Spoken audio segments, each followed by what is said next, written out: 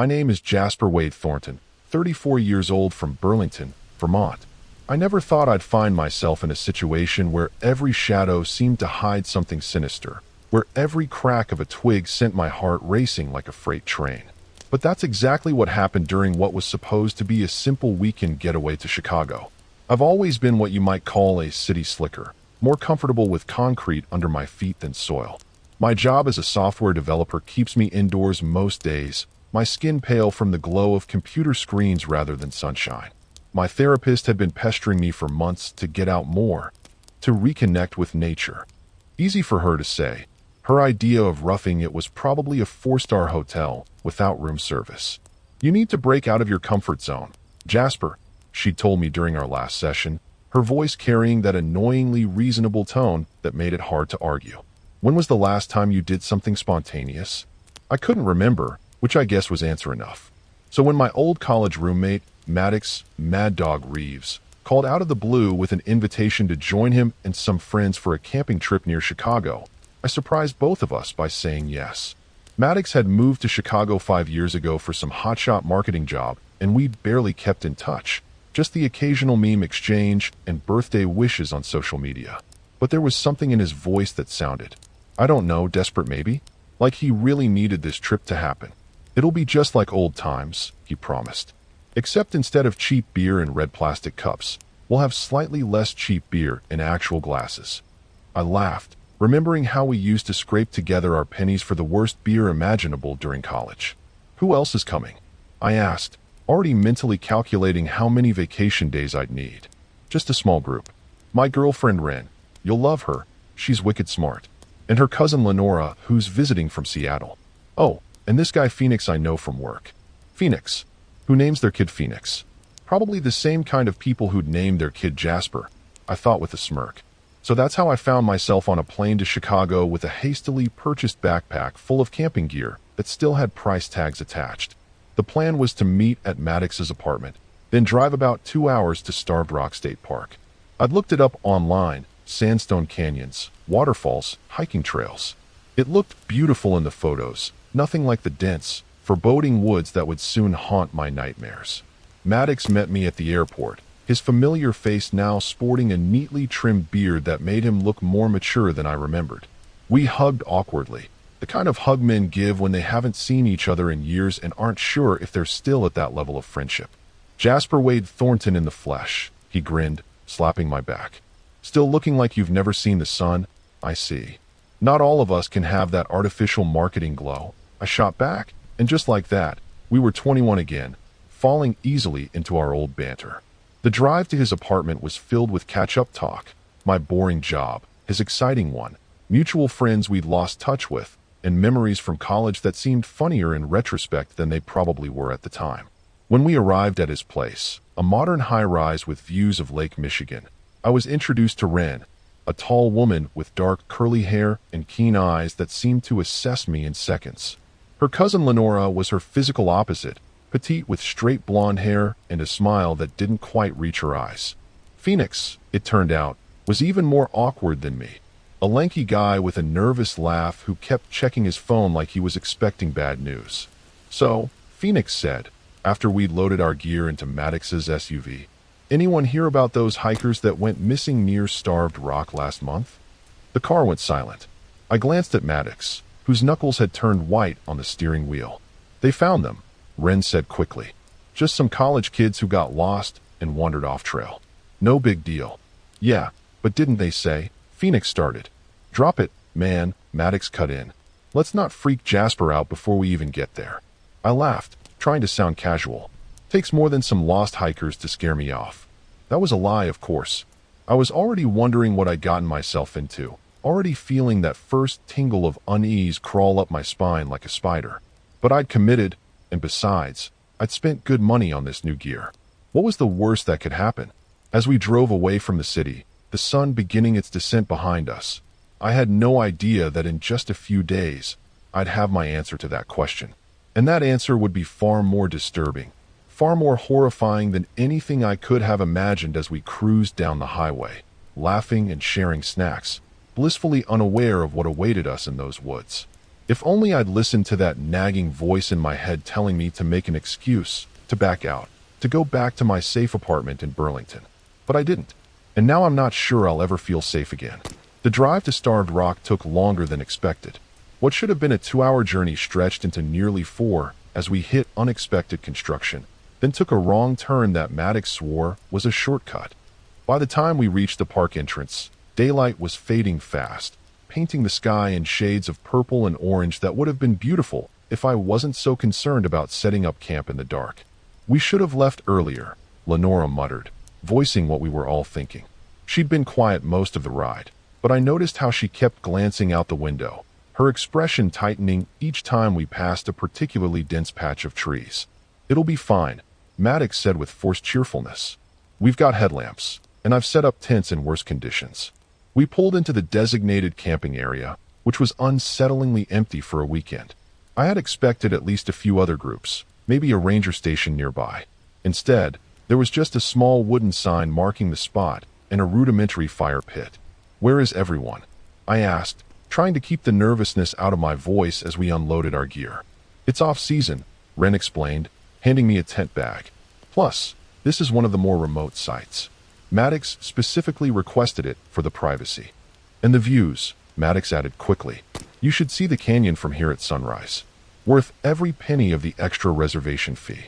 Phoenix was already on his phone, frowning at the screen. "No signal," he announced, like it was a personal affront. "How are we supposed to check in with civilization? That's the point, isn't it?" Maddox laughed. "To disconnect?" I wasn't so sure. The idea of being completely cut off from the outside world suddenly seemed less like a therapeutic escape and more like the beginning of a very bad decision. We worked together to set up camp, our progress hindered by the rapidly darkening sky and my complete inexperience with tent poles. Ren took pity on me after watching me struggle for 10 minutes and took over, her hands moving with practiced efficiency. "City boy," she teased, but not unkindly. By the time we had the tents up and our sleeping arrangements sorted, Maddox and Ren in one tent, Lenora in her own, she had insisted, and Phoenix and I sharing the largest one. It was fully dark. Maddox got a fire going, and we gathered around it, the flames providing both warmth and a small circle of light that seemed to push back against the oppressive darkness of the surrounding woods. "Anyone want a beer?" Maddox offered, pulling a 6-pack from the cooler. We all accepted gratefully. The cold beer and the crackling fire helped ease some of my tension, and as we sat there trading stories, I started to think maybe this trip wouldn't be so bad after all. Then Phoenix had to go and ruin it. "So about those missing hikers," he said, leaning forward. The firelight cast strange shadows across his face, making his expression seem more sinister than I'm sure he intended. "They found them all, right? But did you hear what condition they were in?" "Seriously, man?" Maddox groaned. "What? I'm just saying it was weird. They were all disoriented. Couldn't explain where they'd been for the 3 days they were missing. And they had these strange marks." "Enough," Ren cut in sharply. "You're going to freak everyone out with campfire stories." "It's not a story if it really happened," Phoenix insisted, but he backed down when Ren glared at him. An uncomfortable silence fell over our group. I sipped my beer, trying not to let my imagination run wild, but it was too late. Phoenix's words had planted a seed of fear that was already taking root. "I need to use the bathroom," Lenora announced suddenly, standing up. "Where's the facilities?" Maddox gestured vaguely toward a path leading away from our campsite. "Restrooms are about a quarter-mile that way. There's a map on the signpost." Lenora hesitated, looking down the dark path. "Anyone want to come with?" No one volunteered immediately. I was about to offer, more out of a sense of chivalry than actual willingness, when Phoenix stood up. "I'll go," he said. "Need to stretch my legs anyway." We watched as the two of them headed down the path, their headlamps bobbing like disembodied eyes in the darkness. As soon as they were out of earshot, Maddox turned to me. "Sorry about Phoenix," he said. "He's intense. Gets fixated on weird stuff." "It's fine," I said, though it wasn't. "So what really happened with those hikers?" Maddox and Ren exchanged a look I couldn't quite interpret. "Nothing dramatic," Ren said finally. "They got lost. They were found. The marks Phoenix mentioned were probably just scratches from bushes or something." I nodded, not entirely convinced but willing to accept this explanation for my own peace of mind. We fell into another silence, but this one was broken by a sound that made the hair on the back of my neck stand up. A scream, distant but unmistakable, coming from the direction Lenora and Phoenix had gone.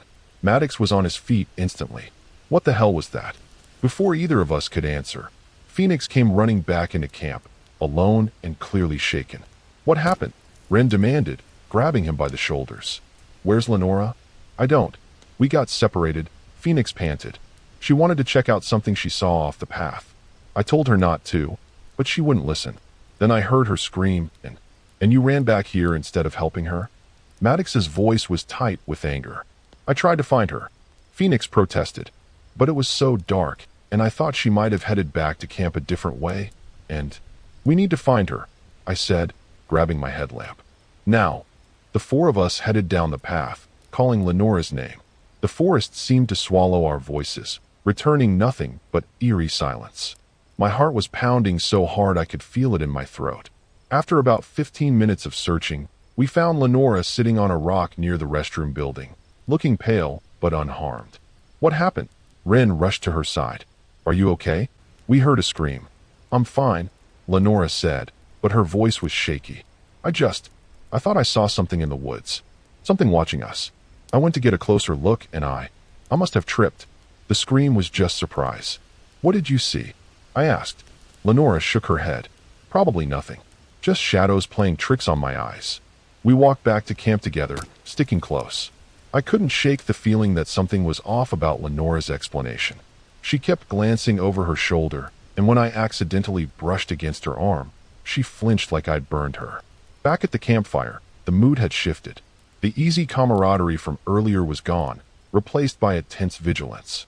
Even Maddox seemed on edge, constantly scanning the tree line as if expecting something to emerge from the darkness. Maybe we should head back to the city tomorrow, Ren suggested quietly. The weather forecast isn't great anyway. No, Maddox said, with surprising firmness. We're here now. We're staying the full 3 days as planned. I caught Phoenix's eye across the fire. He looked as confused by Maddox's insistence as I felt. Something wasn't adding up. Why was staying here so important to him? As we all retreated to our tents for the night, I couldn't help but feel like we were being watched. Not just by whatever Lenora claimed to have seen, but by something else, something that had been there all along, waiting for us. Sleep didn't come easily. Every rustle of leaves, every snap of a twig outside our tent had me jerking awake, heart racing. Phoenix wasn't faring much better. I could hear him tossing and turning in his sleeping bag. Hey, I whispered sometime in the middle of the night. You awake? Yeah, came his reply. Can't sleep. Me neither. I paused, then asked the question that had been nagging at me. Why did Maddox really want to come here? Phoenix was quiet for so long I thought he might have fallen asleep after all. Then he whispered back, I don't know for sure, but he's been acting weird at work, taking a lot of personal calls, staying late. And the other day, I overheard him talking to someone about settling a debt and meeting at the arranged location. When he saw me, he hung up immediately. A chill ran through me that had nothing to do with the night air. You think he brought us here to what? Meet someone. Maybe, Phoenix said. Or maybe I'm just being paranoid. But I've got a bad feeling about this whole trip. That made two of us. Outside, something moved past our tent. Footsteps too heavy to be an animal, too deliberate to be the wind. Phoenix and I both froze, hardly daring to breathe. The footsteps stopped right outside our tent. For a heart-stopping moment, I thought the zipper was going to open. Then, just as suddenly as they had appeared, the footsteps moved away, fading into the darkness. Was that? Phoenix's voice was barely audible. Probably just Maddox or one of the girls, I said, with more conviction than I felt. Because if it wasn't one of our friends out there in the dark, then who, or what, had just visited our tent? I didn't sleep at all that night, and as the first gray light of dawn filtered through the tent fabric, I had this sinking feeling that whatever had begun in these woods, it was far from over. The first signs were already there, warning us of the horror to come. We just weren't paying close enough attention. Morning arrived with a heavy mist hanging over our campsite, turning the trees into looming shadows and muffling sounds in a way that made everything feel unnervingly isolated. I emerged from the tent with gritty eyes and a kink in my neck, having slept maybe an hour total. Phoenix looked even worse, his normally pale face now ashen, dark circles under his eyes. "Anyone else hear anything weird last night?" he asked as we gathered around the cold fire pit. The question hung in the air like the mist, no one rushing to answer. Maddox busied himself with starting a fresh fire, his movements jerky and impatient. "Just forest noises," he muttered. "Animals, wind. You guys aren't used to it." Ren was helping Lenora roll up her sleeping bag. Both women seemed tense, exchanging glances that I couldn't interpret. Lenora's hands were shaking slightly, and I noticed a small bandage on her forearm that hadn't been there yesterday. "What happened to your arm?" I asked, nodding toward the bandage. Lenora tugged her sleeve down quickly. "Nothing. Just scratched it on a branch." Before I could press further, Maddox clapped his hands together. "All right, gang. Who's up for some hiking today? There's an amazing trail that leads to Council Overhang. It's this incredible rock formation that hangs over the canyon." "I don't know," Ren said hesitantly. "Maybe we should take it easy today. After last night." "Nothing happened last night." Maddox cut her off, his voice carrying an edge I hadn't heard before. "Lenora saw some shadows, got spooked. That's it." "I know what I saw," Lenora said quietly, but when Maddox glared at her, she looked away. Something was definitely off. The easygoing friend who'd picked me up at the airport seemed to have been replaced overnight by someone more volatile, more controlling. I caught Phoenix's eye, and he gave me a slight nod, confirming that he'd noticed it too. After a tense breakfast of instant coffee and granola bars, Maddox insisted we all go hiking. "It's why we came here," he said, already packing water bottles into his day pack. "We're not going to sit around camp all day." No one argued, though none of us seemed particularly enthusiastic. As we began to follow the trail deeper into the woods, I fell into step beside Phoenix. "Something's wrong with him," Phoenix whispered, nodding toward Maddox, who was leading the group, Ren at his side. "He's not usually like this." "How long have you known him?" I asked. "About a year. We started at the firm around the same time. He's always been intense about work, but this is different." Ahead of us, Lenora stumbled, and I rushed forward to catch her elbow. She flinched at my touch, then forced a smile. "Thanks. These routes are tricky." "No problem." I lowered my voice. "Hey, are you okay? You seem really shaken up." She glanced ahead to make sure Maddox wasn't listening. "I can't explain it here," she whispered. "But we need to leave. Today.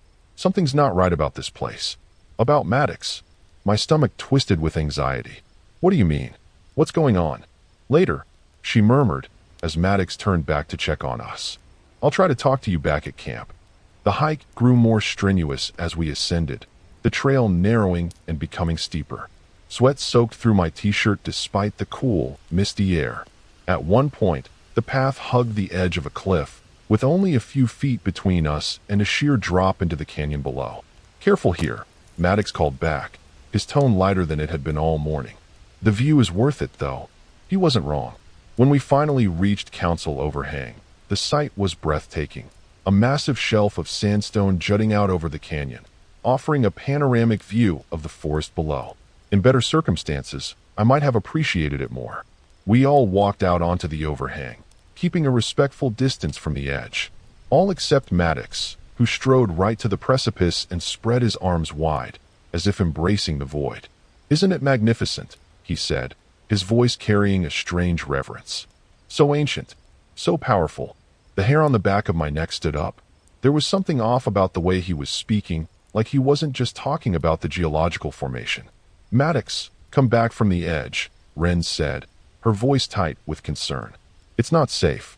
He turned to face us, and I swear his eyes looked different, darker somehow, with an intensity that made me take an involuntary step back.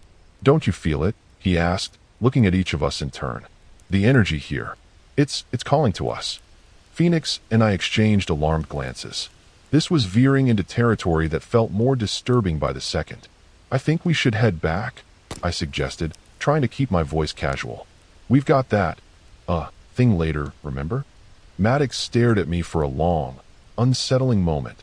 Then his face cleared, and he was suddenly my old friend again. "Right, yeah? We should get back before it gets too late."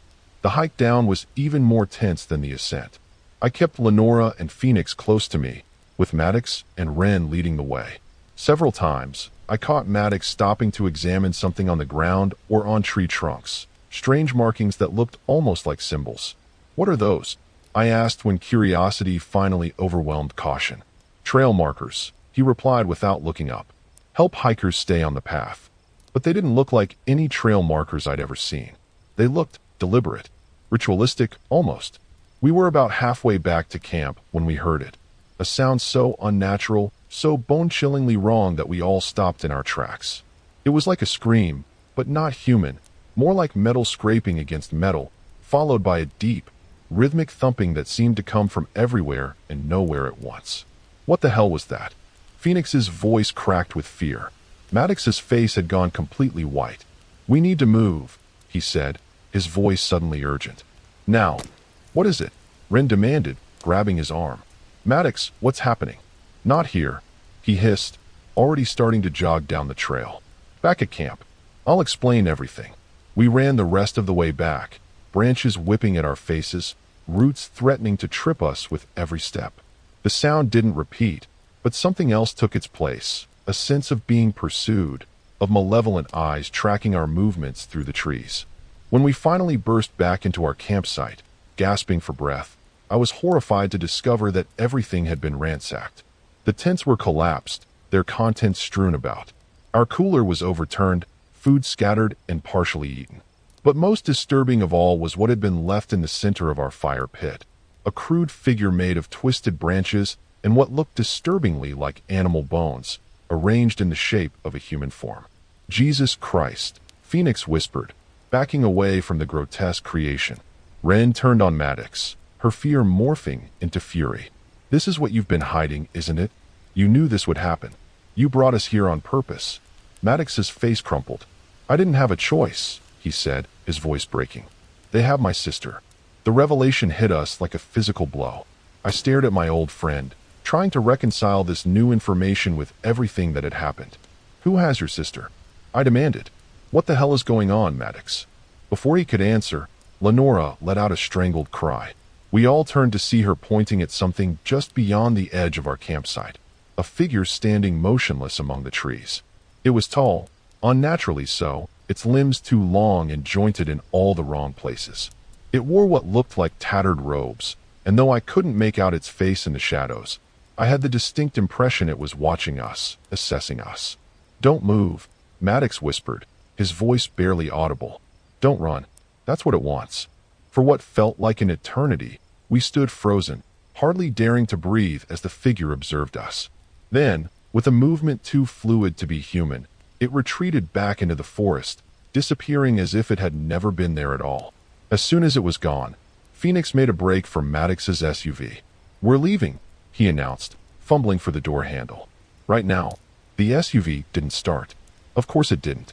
When Maddox popped the hood, we discovered the engine had been methodically dismantled, parts arranged in the same disturbing pattern as the figure in our fire pit. They don't want us to leave, Maddox said, his voice hollow. Not until they get what they came for. And what's that? I asked, already dreading the answer. Maddox looked at me, his eyes filled with a terrible guilt. A sacrifice, he said simply. They want a sacrifice. The truth crashed over me like ice water. The invitation that had seemed so spontaneous, the remote campsite, the insistence on staying despite everything that had happened. It had all been calculated, all part of a plan that I was only now beginning to understand. You brought us here as offerings, I said, the horror of the realization making my voice shake. Your own friends. Not all of you, Maddox said quietly. Just one. They only need one. The sun was starting to set, shadows lengthening across our destroyed campsite. In the distance, that unnatural screaming sound came again, closer this time. And I knew with terrible certainty that when darkness fell completely, whatever had been watching us from the trees would return, and it would not leave empty-handed. We need weapons, Phoenix said, already scrambling to collect anything that might serve as protection. He grabbed a heavy flashlight, testing its weight in his hand. I ransacked what remained of our supplies, finding my pocket knife and Maddox's larger hunting blade. I handed the hunting knife to Ren, keeping the smaller one for myself. Lenora armed herself with a hefty branch, her knuckles white around its bark. Weapons won't help, Maddox said, his voice flat. He sat on a log, head in his hands, the picture of defeat. You don't understand what we're dealing with. Then explain it, I demanded, the fear in my chest hardening into anger. Now, Maddox looked up, his face haggard in the fading light. They call themselves the Watchers of the Canyon. They've been here since before the state park, before the settlers. They protect something in these woods, something ancient. And they have your sister? Ren asked, her voice softening slightly despite her obvious fury. Maddox nodded. Ella was hiking here 3 weeks ago with friends. They took her, left the others wandering in a daze. Those hikers Phoenix mentioned. They contacted me afterward, said if I wanted to see Ella alive again, I needed to bring them a replacement. Jesus, Phoenix breathed. You were going to sacrifice one of us. I didn't know what else to do. Maddox's voice broke. They said they'd let both of us go if I brought them someone else. I was desperate. I thought maybe I could find another way once we got here. The screaming sound came again, closer now, followed by that rhythmic thumping that seemed to vibrate through the ground beneath our feet. They're coming, Lenora whispered, clutching her makeshift weapon tighter. We need to leave, I said, my mind racing. The SUV's out, but we can go on foot. Follow the main trail back to the park entrance. It's miles, Ren pointed out, and it'll be dark soon. Better than staying here and waiting for those things to take us, Phoenix countered. They'll find us on the trails, Maddox warned. They know every inch of these woods. I was about to argue when a flash of inspiration hit me. The river, I said. Starved Rock sits on the Illinois River, right? If we can get to the water, maybe we can find a boat, or at least follow the shore to civilization. The closest access point is at least a mile away, Maddox said. But there was a new light in his eyes, the first hint of hope. But it might work. They don't like water. Why didn't you say that earlier? Phoenix demanded. Because it's still dangerous, Maddox replied. The path to the river cuts through their territory, and the river itself isn't exactly safe after dark. Safer than here, I decided. Grab whatever supplies you can carry. Food, water, anything useful. We leave in 5 minutes. We moved quickly, salvaging what we could from our ruined campsite. I filled a backpack with water bottles, energy bars, and a first aid kit. Phoenix found our map, studying it to locate the fastest route to the river. Ren collected all our headlamps and spare batteries, while Lenora kept watch, her eyes scanning the tree line for any movement. Maddox seemed to have snapped out of his guilt-induced stupor and was now checking the GPS on his phone. No signal, but the map is still working, he reported. We need to head east, then south when we hit Owl Canyon. You're coming with us? Ren asked, her tone making it clear she wasn't sure she wanted him to. I know the way, he said simply, and I need to find Ella. The sun was touching the horizon when we set out, casting long shadows that seemed to reach for us like grasping hands. We moved as quickly as we dared, staying close together, jumping at every snapped twig or rustling leaf. The forest felt different now, malevolent, watchful. The mist that had been merely atmospheric that morning now seemed to have purpose, curling around our ankles, obscuring the path ahead. Several times, I could have sworn I saw figures moving just at the edge of my vision, but when I turned to look directly, there was nothing there. They're tracking us, Lenora whispered as we paused to check our bearings. I can feel them. Keep moving, Maddox urged. We're almost to Owl Canyon. The canyon, when we reached it, was a deep gash in the earth, its walls rising steeply on either side. The trail descended sharply, forcing us to pick our way carefully down slippery stone steps. Halfway down, Phoenix slipped, nearly falling into the darkness below before I caught his arm. Thanks, he gasped, his face pale with shock. That was close. Too close. And I couldn't shake the feeling it hadn't been an accident. The steps had seemed to shift under his feet, as if the very ground was working against us. At the bottom of the canyon, the temperature dropped noticeably, and the mist thickened into a dense fog. Our headlamps created eerie halos in the murk, barely illuminating a few feet ahead. We had to stay even closer now, practically holding onto each other to avoid getting separated. How much further? Ren asked, her breath forming small clouds in the cold air. Not far, Maddox assured her. Once we're through the canyon, it's a straight shot to the river. That's when we heard it. That inhuman screaming again, but this time from multiple directions surrounding us. And then, cutting through the fog like shadows given form, they appeared. There were 3 of them, standing at intervals around the canyon floor, their emaciated bodies impossibly tall, limbs twisted and elongated. Their faces were hidden by crude masks made of bark and bone, but behind the eye holes, there was only darkness. In their hands, they carried long staffs topped with what looked horribly like human skulls. "Don't run," Maddox whispered urgently. "Whatever you do, don't run." The creatures began to move toward us with that same unnatural fluidity I'd witnessed earlier, seeming to glide rather than walk. As they drew closer, I could hear them breathing, ragged, wet sounds that turned my stomach. Maddox Reeves. One of them spoke, its voice like leaves rustling and stones grinding together. "You have brought us what was promised." "I need to see my sister first," Maddox replied, his voice surprisingly steady. "Prove to me she's alive." The creature tilted its head at an angle no human neck could achieve. The bargain was clear. A life for a life. You choose which one stays, and the rest may go. I felt my blood run cold. So that was the plan. Maddox would select one of us as a sacrifice, and the others would be allowed to leave. I gripped my knife tighter, though I knew it would be useless against these beings. "And my sister?" Maddox pressed. "She'll be released when the offering is made." The creature confirmed. "Choose now." Time seemed to stretch as we all stood frozen, the weight of the moment crushing down on us. I looked at Maddox, trying to read his face in the dim light. Would he choose Phoenix, the co-worker he barely knew? Lenora, his girlfriend's cousin? Or me, his old friend who he'd so deliberately invited on this trip? What happened next occurred so quickly I barely had time to process it. Maddox lunged forward, not toward any of us, but toward the nearest creature, driving his own knife, which I hadn't even noticed he was carrying, deep into what I assumed was its chest. The thing let out a shriek that threatened to shatter my eardrums, black ichor spraying from the wound. "Run!" Maddox bellowed, already turning to face the other two advancing creatures. "Get to the river. I'll find Ella." We didn't need to be told twice. Phoenix, Ren, Lenora, and I bolted, racing through the fog toward the far end of the canyon. Behind us, there were sounds of struggle, more of those horrific screams, and Maddox's all too human shouts of pain. I wanted to look back, to help him, but there was no time.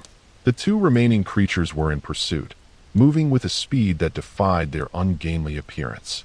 We scrambled up the stone steps at the canyon's far end, gasping for breath, terror driving us forward when our muscles wanted to give out. "There!" Phoenix shouted, pointing to a break in the trees ahead. "I can see water."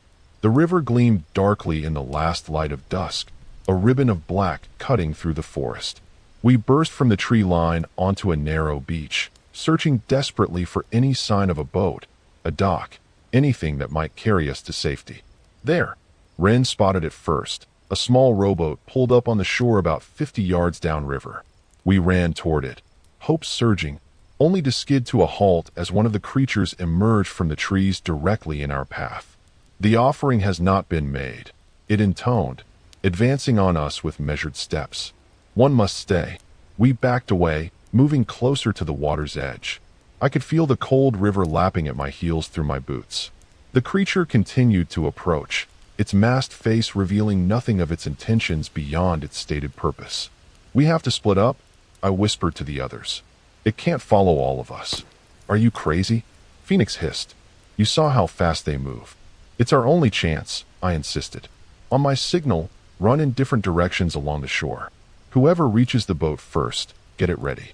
I didn't wait for their agreement. "Now!" I shouted, pushing Phoenix to the left while I darted to the right. Ren and Lenora scattered in opposite directions as well. The creature hesitated for just a moment, clearly not expecting this strategy. Then, to my horror, it turned and followed me. I ran as hard as I've ever run in my life, my lungs burning, legs pumping.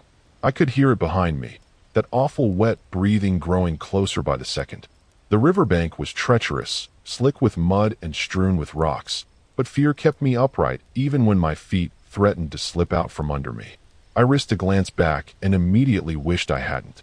The creature was barely 10 feet behind me, one elongated arm reaching out, fingers like twigs stretching toward my back. In that moment, I made a split-second decision that probably saved my life. I dove sideways, not away from the creature, but directly into the river. The cold was shocking, driving the air from my lungs as I plunged beneath the dark surface. The current caught me immediately, pulling me downstream faster than I could have run. When I surfaced, gasping and sputtering, the creature was on the bank, pacing in what looked like agitation but making no move to enter the water. Maddox had been right. They didn't like water. I let the current carry me, keeping my head above the surface while scanning the shore for my friends. About 100 yards downstream, I spotted them at the rowboat, Phoenix and Ren struggling to push it into the water while Lenora kept watch. Using what little strength I had left, I swam toward them, fighting against the pull of the river. When I was close enough, Phoenix waded in and helped drag me to the boat. We tumbled aboard just as the second creature appeared on the shoreline, moving with purpose toward us. "Row!"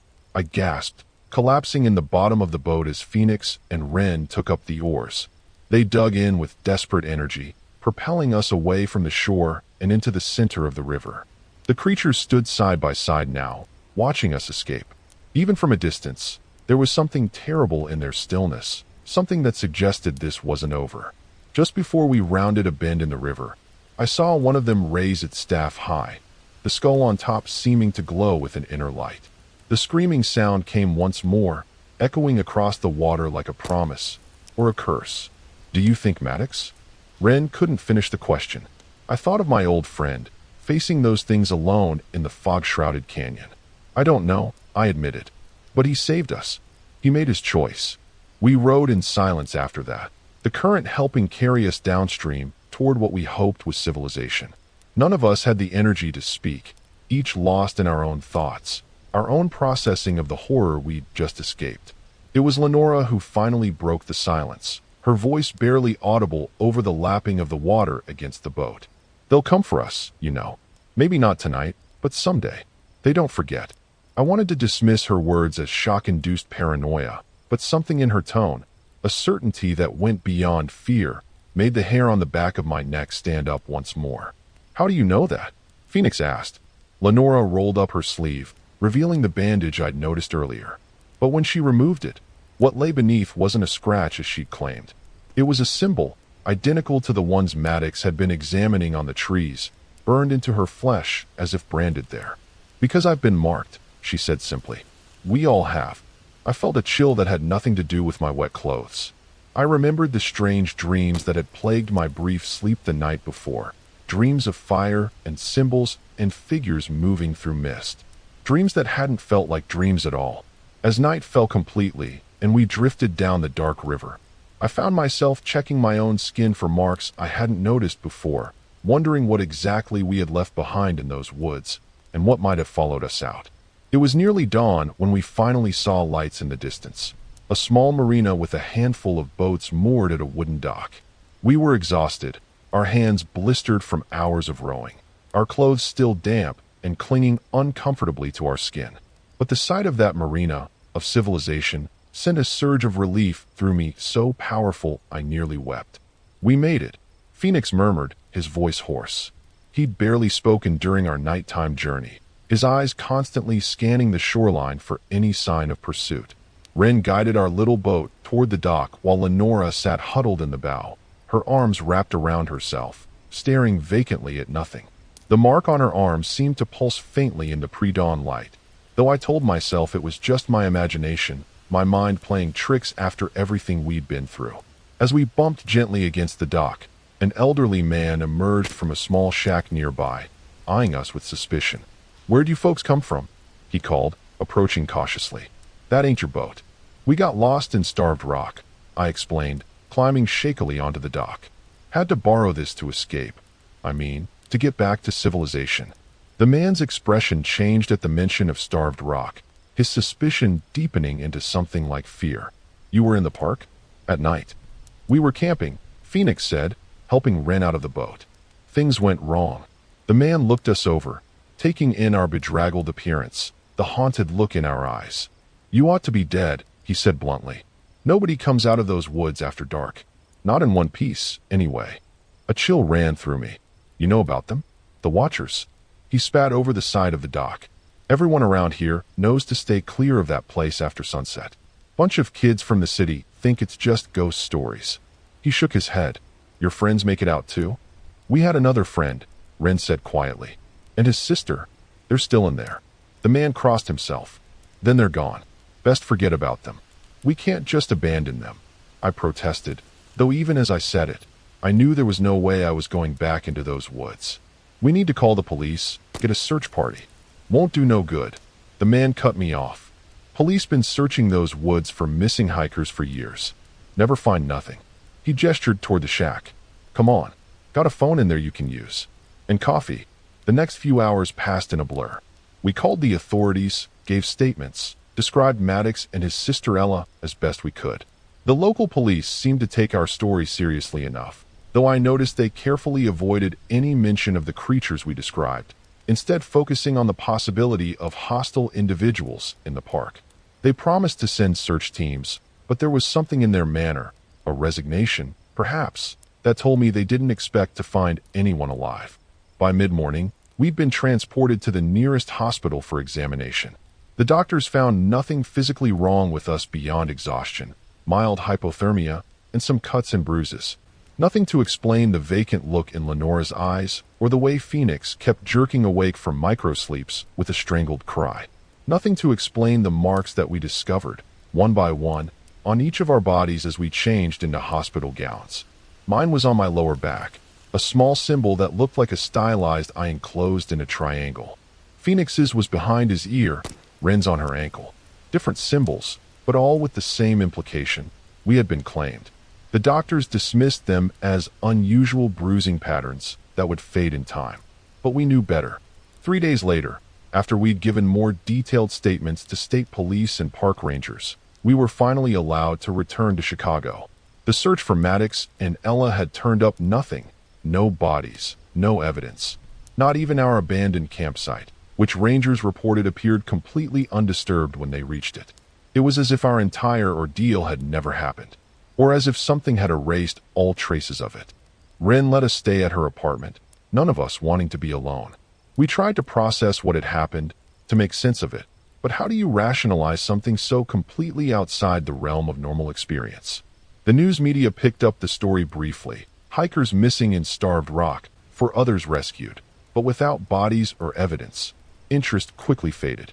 I called my boss in Burlington, invented a family emergency to explain my extended absence. The thought of returning to my apartment, to my solitary life surrounded by computer screens instead of people, filled me with dread. So I stayed. We all stayed, bound together by shared trauma and something deeper, a sense that what had begun in those woods wasn't over. A week after our escape, Lenora was the first to notice the changes. My dreams, she said one morning, her voice steadier than it had been since that night. They're different now, clearer. It's like I can see through their eyes sometimes. Phoenix admitted he'd been experiencing something similar. Vivid dreams of moving through misty forests, of rituals performed by firelight, of ancient things buried deep in the earth. Ren had started sleepwalking, waking to find herself standing at the window, staring out at the city as if looking for something or someone. As for me, I began to find those symbols everywhere, scrawled in condensation on my bathroom mirror, arranged in the pattern of cracks on a sidewalk, formed by the branches of trees against the sky. Coincidences, I told myself. Pareidolia brought on by trauma. But deep down, I knew better. Then came the phone call. It was exactly 2 weeks after our escape, just as night was falling. We were all in Ren's living room, the television on, but none of us really watching it, when her phone rang. She answered, then went completely still, the color draining from her face. Who is it? I asked, alarm rising in my chest. Wordlessly, she put the phone on speaker.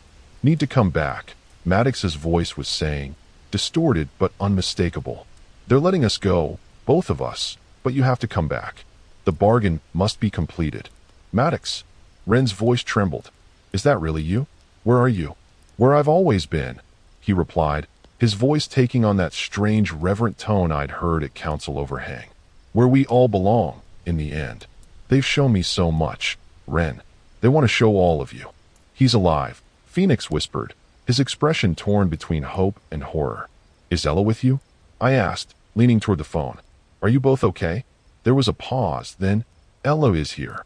We're waiting for you. All of you. The marks are calling you home. As if in response, the symbol on my back began to burn, a sensation like hot needles pricking my skin. From the way the others flinched, I knew they were feeling it too. Don't listen to him, Lenora said suddenly, backing away from the phone. That's not Maddox anymore. Not really. There was a soft laugh from the other end of the line. Smart girl. But it doesn't matter what you believe. You'll come back. Maybe not today, maybe not tomorrow, but someday. The marks ensure it. The call disconnected abruptly, leaving us staring at each other in stunned silence. We should leave, Phoenix said finally. Get out of Chicago. Go somewhere far away. It won't matter, Lenora replied, her voice hollow. They found us once. They'll find us again. That night, I packed my bags, booked a flight back to Burlington for the following morning. I told the others I needed to get back to my job, my life. But the truth was I couldn't bear to stay near Starved Rock, to feel its pull growing stronger each day. As I stood in Wren's kitchen, saying my goodbyes, I noticed something that made my blood run cold. A small branch on her windowsill, twisted into the now familiar shape of a human figure. When did this appear? I asked, gesturing to the grotesque little sculpture.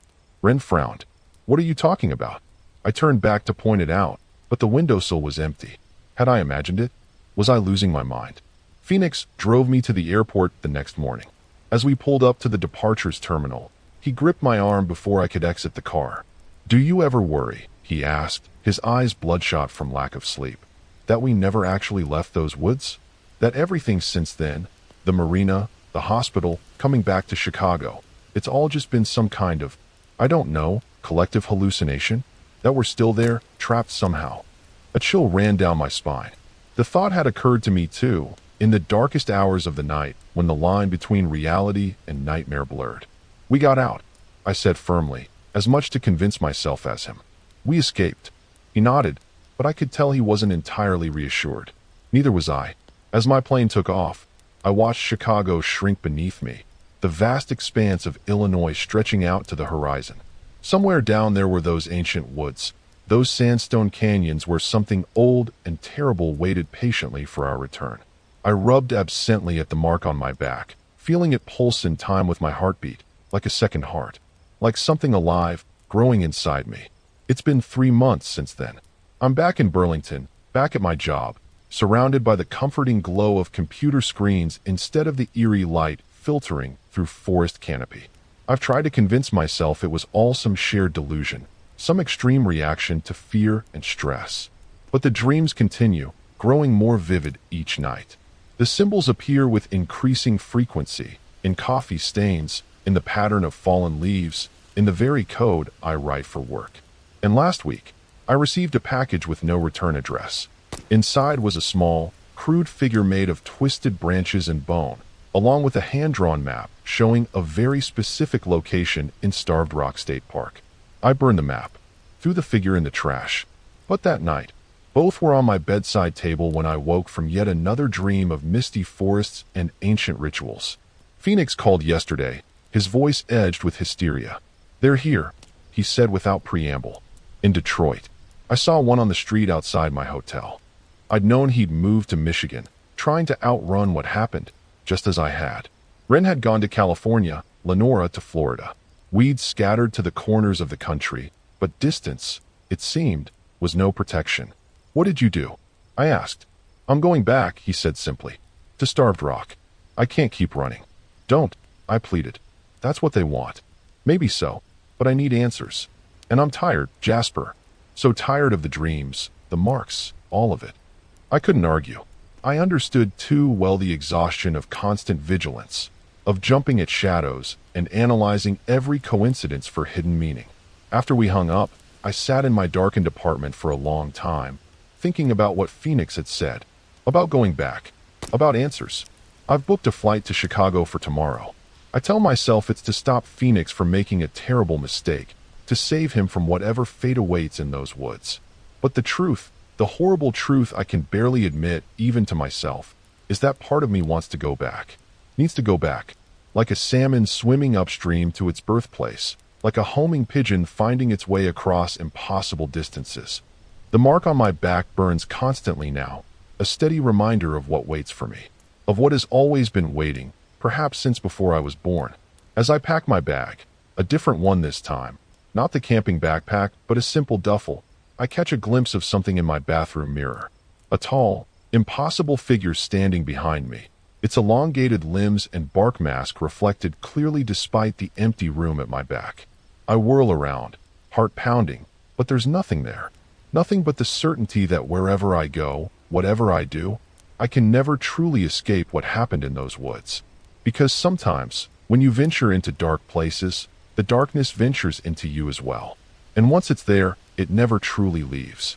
It simply waits, patient as the ancient trees, for the inevitable moment when you finally, willingly, return to its embrace. I know now that I never truly escaped Starved Rock. None of us did. We merely carried it with us, seeds of terror planted deep in our souls, growing stronger with each passing day. Tomorrow, I'll go back to those misty woods, those sandstone canyons where reality itself seems to bend and warp. I'll try to find Phoenix, to find answers, to find some way to break whatever bond now connects us to that place. But deep down, in the part of me that still clings to sanity, I know the truth. The almost deadly mistake wasn't something we did in those woods. It was leaving them in the first place.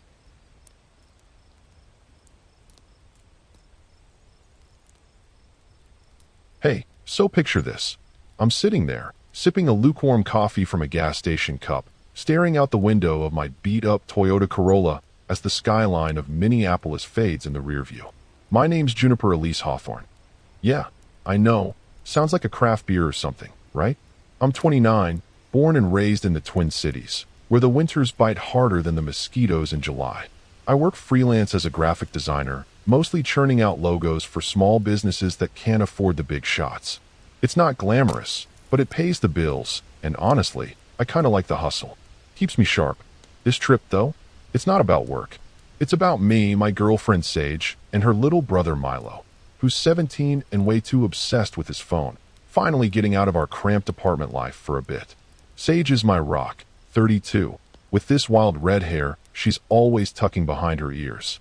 She's a nurse, so she's got that calm under pressure thing going, which I'm secretly jealous of.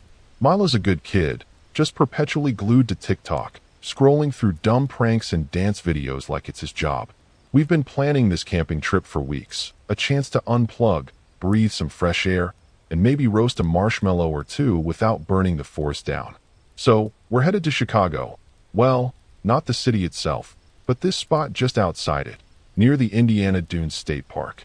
It's about a 6-hour drive from Minneapolis, and I'm the designated road warrior since Sage hates driving long stretches and Milo's still got that learner's permit vibe. The plan's simple. Set up camp, hike a little, maybe swim if the water's not freezing, and just soak in some nature. I've got this old tent my dad used to drag me camping with, a cooler packed with hot dogs and beer, and a playlist of 90s grunge to keep us sane on the road. Sage packed the first aid kit. Nurse habits die hard. And Milo's lugging this portable speaker he swears will set the mood. Sure, kid. The drive's uneventful at first. We're cruising along I-94, windows cracked, arguing over whether Nirvana or Pearl Jam wins in a showdown. Sage is Team Eddie Vedder. I'm all about Kurt, and Milo just shrugs, muttering something about how old music sucks. Typical. We stop at a diner in Wisconsin Dells around noon. Greasy burgers, fries that taste like cardboard, the works. I'm snapping pics of the tacky tourist traps out the window when Sage nudges me, grinning. You ready for this? No Wi-Fi, no deadlines, just us and the trees. I laugh, because yeah, I'm pumped, mostly. There's this tiny knot in my stomach. Though, like I forgot something important. Probably just the city girl in me freaking out about no signal. By the time we roll into the Chicago area, it's late afternoon, sun dipping low and painting everything gold. Indiana Dunes is gorgeous, rolling sand hills, Lake Michigan shimmering like it's showing off, and these thick woods that feel like they're hiding secrets. We pull into the campground, a little spot tucked off the main road, and it's quieter than I expected. A few other tents are scattered around, but it's not crowded. Perfect. I'm unloading the car, hauling out the cooler, when I notice this guy watching us from across the site. He's in some kind of uniform, municipal guard, maybe? Tall, wiry, with a face that looks like it's forgotten how to smile. He's just standing there, hands in his pockets, staring. Not waving, not moving, just staring. It's weird, but I brush it off. Probably just some overzealous park worker making sure we don't litter. We get the tent up. Okay, Sage gets the tent up while I fumble with the poles and Milo films it for his epic camping vlog. The air is crisp, smells like pine and lake water, and I'm starting to feel that buzz of excitement again. Night falls fast, and we're huddled around a fire I somehow manage to start without torching myself. Sage is telling this dumb story about a patient who swore he saw Bigfoot in the ER, and I'm cracking up, sipping a beer, when I catch that guard guy again. He's closer now, lingering near a tree line, his silhouette just barely lit by our fire. I nudge Sage, whisper, "That dude's giving me the creeps." She squints, shrugs, probably just doing his rounds. Don't let it get to you. Easy for her to say. She's not the one who grew up on horror flicks where the quiet guy always turns out to be a nutcase. Milo's blasting some lo-fi beats, oblivious, and I try to shake it off. It's fine, right? Just a guy doing his job. Still, as I crawl into the tent later, the dark pressing in around us, I can't help but wonder why he didn't say a word. Not a hello, not a nod, nothing. Just those eyes, locked on us like we're the most interesting thing in the world. I tell myself I'm being paranoid, but that knot in my stomach? It's back, tighter than ever. So, morning hits, and I'm dragging myself out of the tent like I've been hit by a truck. Camping sounded awesome in theory, but nobody warned me about the whole sleeping on the ground part. My back's screaming, and I'm pretty sure a rock left a permanent dent in my hip. Sage is already up, looking annoyingly chipper as she brews coffee over the fire. Seriously, how does she do that? Milo's still passed out, one arm flopped out of his sleeping bag, phone clutched like it's his lifeline. Typical teenager. The air's chilly, Lake Michigan's waves are crashing somewhere nearby, and for a sec, I'm thinking, okay, this isn't so bad. Then I remember that creepy guard guy from last night, and my stomach does a little flip. Horror vibes aside, though, I'm determined to make this day fun. We scarf down some granola bars and coffee. Sage's is strong enough to wake the dead, which I'm grateful for, and decide to hit the trails. Indiana Dunes has these killer paths winding through the woods and up the sand hills, and I'm itching to stretch my legs after that drive. Sage grabs the map. Milo grumbles about leaving his speaker behind, and we're off. The forest is dense, all towering oaks and pines, with sunlight slicing through in these patchy beams. It's gorgeous, but there's this weird heaviness to it, like the trees are holding their breath. I shake it off. Too many scary movies as a kid. Juniper, chill out. About an hour in, we hit our first snag. The trail forks, and the map's no help. Half the markings are faded, and Sage swears it's telling us to go left while I'm betting on right. Look, it says scenic overlook this way. I argue, jabbing at the paper. She rolls her eyes. You're just guessing. But Milo's already wandering right, so we follow him. Big mistake. 20 minutes later, we're knee-deep in this swampy mess, mud sucking at our boots, mosquitoes swarming like they've got a personal vendetta.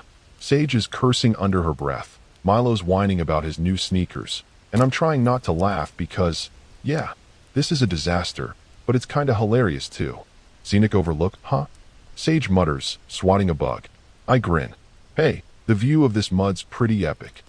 We backtrack, soaked and grumpy, and finally find a dry path. That's when things start getting off. We're trudging along, and I notice these little things piling up. First, it's the trash, random wrappers, a crushed soda can, stuff you wouldn't expect out here. Then Milo spots this old rope tied around a tree, frayed and weathered, like it's been there forever. Maybe it's for a swing or something, he says, but it's too high up, and there's no water nearby. Weird. Sage shrugs it off, but I'm starting to feel that itch again, that nagging sense something's not right. We stop for lunch on this sandy ridge overlooking the lake. Peanut butter sandwiches and chips, nothing fancy. I'm mid-bite when I see him again. That guard. He's down below, near the tree line, just standing there. Same uniform, same stiff posture, hands in his pockets. He's not close enough to hear us, but he's definitely watching. I nudge Sage, keep my voice low. There's that guy again. What's his deal? She squints, frowns. Maybe he's just patrolling. These parks have rules, you know. Yeah, sure, but patrols don't stare like that, like they're memorizing your face. Milo glances over, oblivious as ever. He's probably bored. Bet he lives out here, counting squirrels or whatever. I force a laugh, but it doesn't sit right.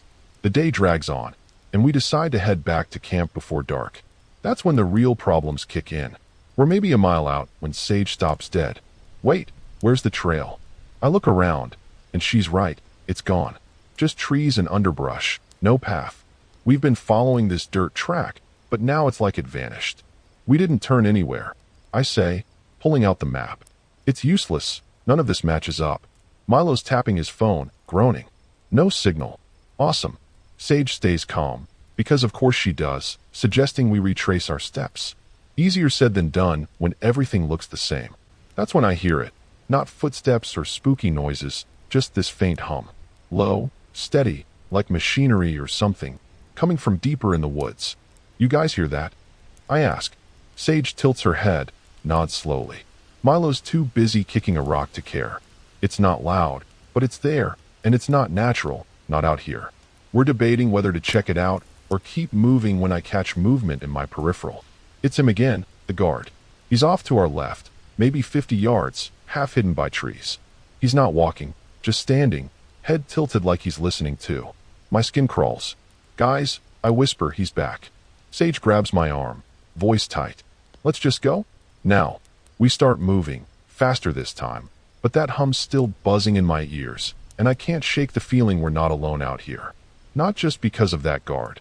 Either, something about this place feels wrong, like we stumbled into someone's backyard uninvited. I'm trying to keep it together, cracking dumb jokes to lighten the mood, but my heart's hammering.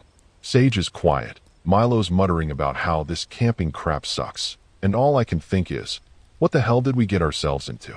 Alright, so we're booking it through the woods now, and I'm trying to play it cool, but my legs feel like jelly and my chest's tight. That hum, it's louder now, vibrating through the ground like some messed up heartbeat. Sage is ahead, weaving through the trees, her red hair flashing like a beacon. Milo's lagging, tripping over roots, swearing every 5 seconds about how he's never camping again. I can't blame him. This whole trip's gone from fun getaway to horror movie audition real fast. The sun's dipping low, turning everything this eerie orange, and I'm starting to think we're not just lost. We're screwed. We've been moving for maybe 20 minutes when Sage stops short, holding up a hand. Wait, she whispers, and I freeze, heart pounding. She's staring at something ahead, and when I follow her gaze, my stomach drops. There's this clearing, small, maybe 30 feet across, and in the middle, there's stuff. Not natural stuff, either. A tarp strung up between 2 trees, sagging like it's been there a while, and under it, there's a folding table. On the table, boxes. Cardboard ones, duct-taped shut, stacked neat as you please. Next to it, there's a shovel leaning against a trunk, blade caked with dirt. It's not a campsite. It's too deliberate, too hidden. What the hell is that? Milo mutters, finally catching up. I don't have an answer, but every nerve in my body's screaming run. Sage steps closer, because of course she does. She's got that nurse curiosity, and I grab her arm. No way, we're not messing with that. She hesitates, nods, but before we can back off, that hum spikes. It's not just in the ground now. It's in the air, sharp and grating, like a dentist drill gone rogue. Milo clamps his hands over his ears, whining, "Make it stop." I'm about to tell him I can't when I see it. Movement. Off to the right. It's that damn guard again, stepping out from the trees like he's been waiting for us. He's closer than ever, maybe 20 yards, and this time, I can see his face. Thin lips, hollow cheeks, eyes that don't blink enough. He's holding something, a radio, maybe, and that hum cuts off the second he lowers it. Coincidence? No chance. Hey, I yell, because I'm done with this creepy staring contest. What's your deal, man? We're just trying to get back to camp. He doesn't answer, just tilts his head, slow, like he's sizing us up. Sage pulls Milo behind her, voice low. Juniper, let's go. Now. But I'm rooted, because there's something about this guy that's wrong. Not just scary, disturbing, like he's not all there. He takes a step forward, and that's when I see the patch on his uniform. Municipal Guard, it says, but it's faded, stitched on crooked, like it's homemade. My brain's yelling fake, and my gut's agreeing. Then he speaks, and it's worse than the silence. You shouldn't be here, he says, voice flat, like he's reading it off a script. No emotion, no inflection, just words hanging there. Milo's gripping my sleeve now, whispering, "Dude, what's wrong with him?" I don't know, but I'm not sticking around to find out. Yeah, we're leaving. I snap, backing up, pulling Sage with me. The guard doesn't move, just watches, but as we turn, I hear this click, like a switch flipping, and that hum kicks back on, louder, drilling into my skull. We bolt. Branches snag my jacket, tear at my arms, but I don't care. We've got to get out of here. The clearing's behind us, but the hum's everywhere, bouncing off the trees.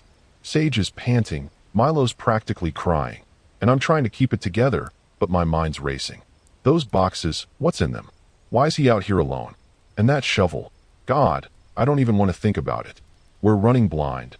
No trail, just crashing through the woods, when Sage trips. She goes down hard, knees slamming into a rock, and I'm hauling her up when I see it. Lights.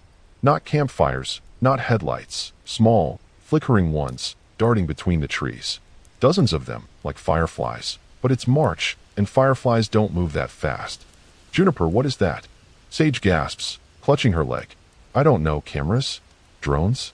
Something worse? They're closing in, and that guard's voice echoes in my head. You shouldn't be here. No kidding, buddy. I yank Milo forward, half dragging Sage, and we stumble into this ditch, crouching low. The lights sweep past, buzzing like wasps, and I'm holding my breath, praying they don't spot us. That hum's still there, pulsing, and I swear it's syncing with my heartbeat now. Milo's whimpering, Sage is gripping my hand so tight it hurts, and I'm thinking, this isn't just some weird park worker. This is something else. The lights fade, just for a sec, and I peek out. The guard's gone. Or at least, I can't see him. But those boxes, that shovel, that fake uniform, they're burned into my brain. We're not lost anymore. We're hunted. And whatever's out here with us, it's not letting us go easy. So, we're crouched in this ditch, mud soaking through my jeans, and I'm trying to keep my breathing quiet. But it's like my lungs are staging a revolt. Sage is next to me, her knee banged up bad. She's biting her lip to keep from groaning. Milo's on my other side, shaking like a leaf, his phone long forgotten. Those flickering lights are still out there, zipping around the trees, and that hum's drilling into my skull, making my teeth ache. Whatever we've stumbled into, it's not just some creepy guard with a staring problem. This is next-level horror, and I'm kicking myself for ever thinking camping was a good idea. I peek over the edge of the ditch, and my heart just about stops. The guard's back, silhouetted against the trees, maybe 100 feet off, but he's not alone now. There's another figure with him, shorter, hunched, moving jerky-like. No uniform, just dark clothes, and they're dragging something. A bag? A crate? It's too dim to tell, but it's heavy. They're struggling. The lights swarm around them like moths, and I realize they're not drones or cameras. They're too small, too erratic. Bugs. Machines?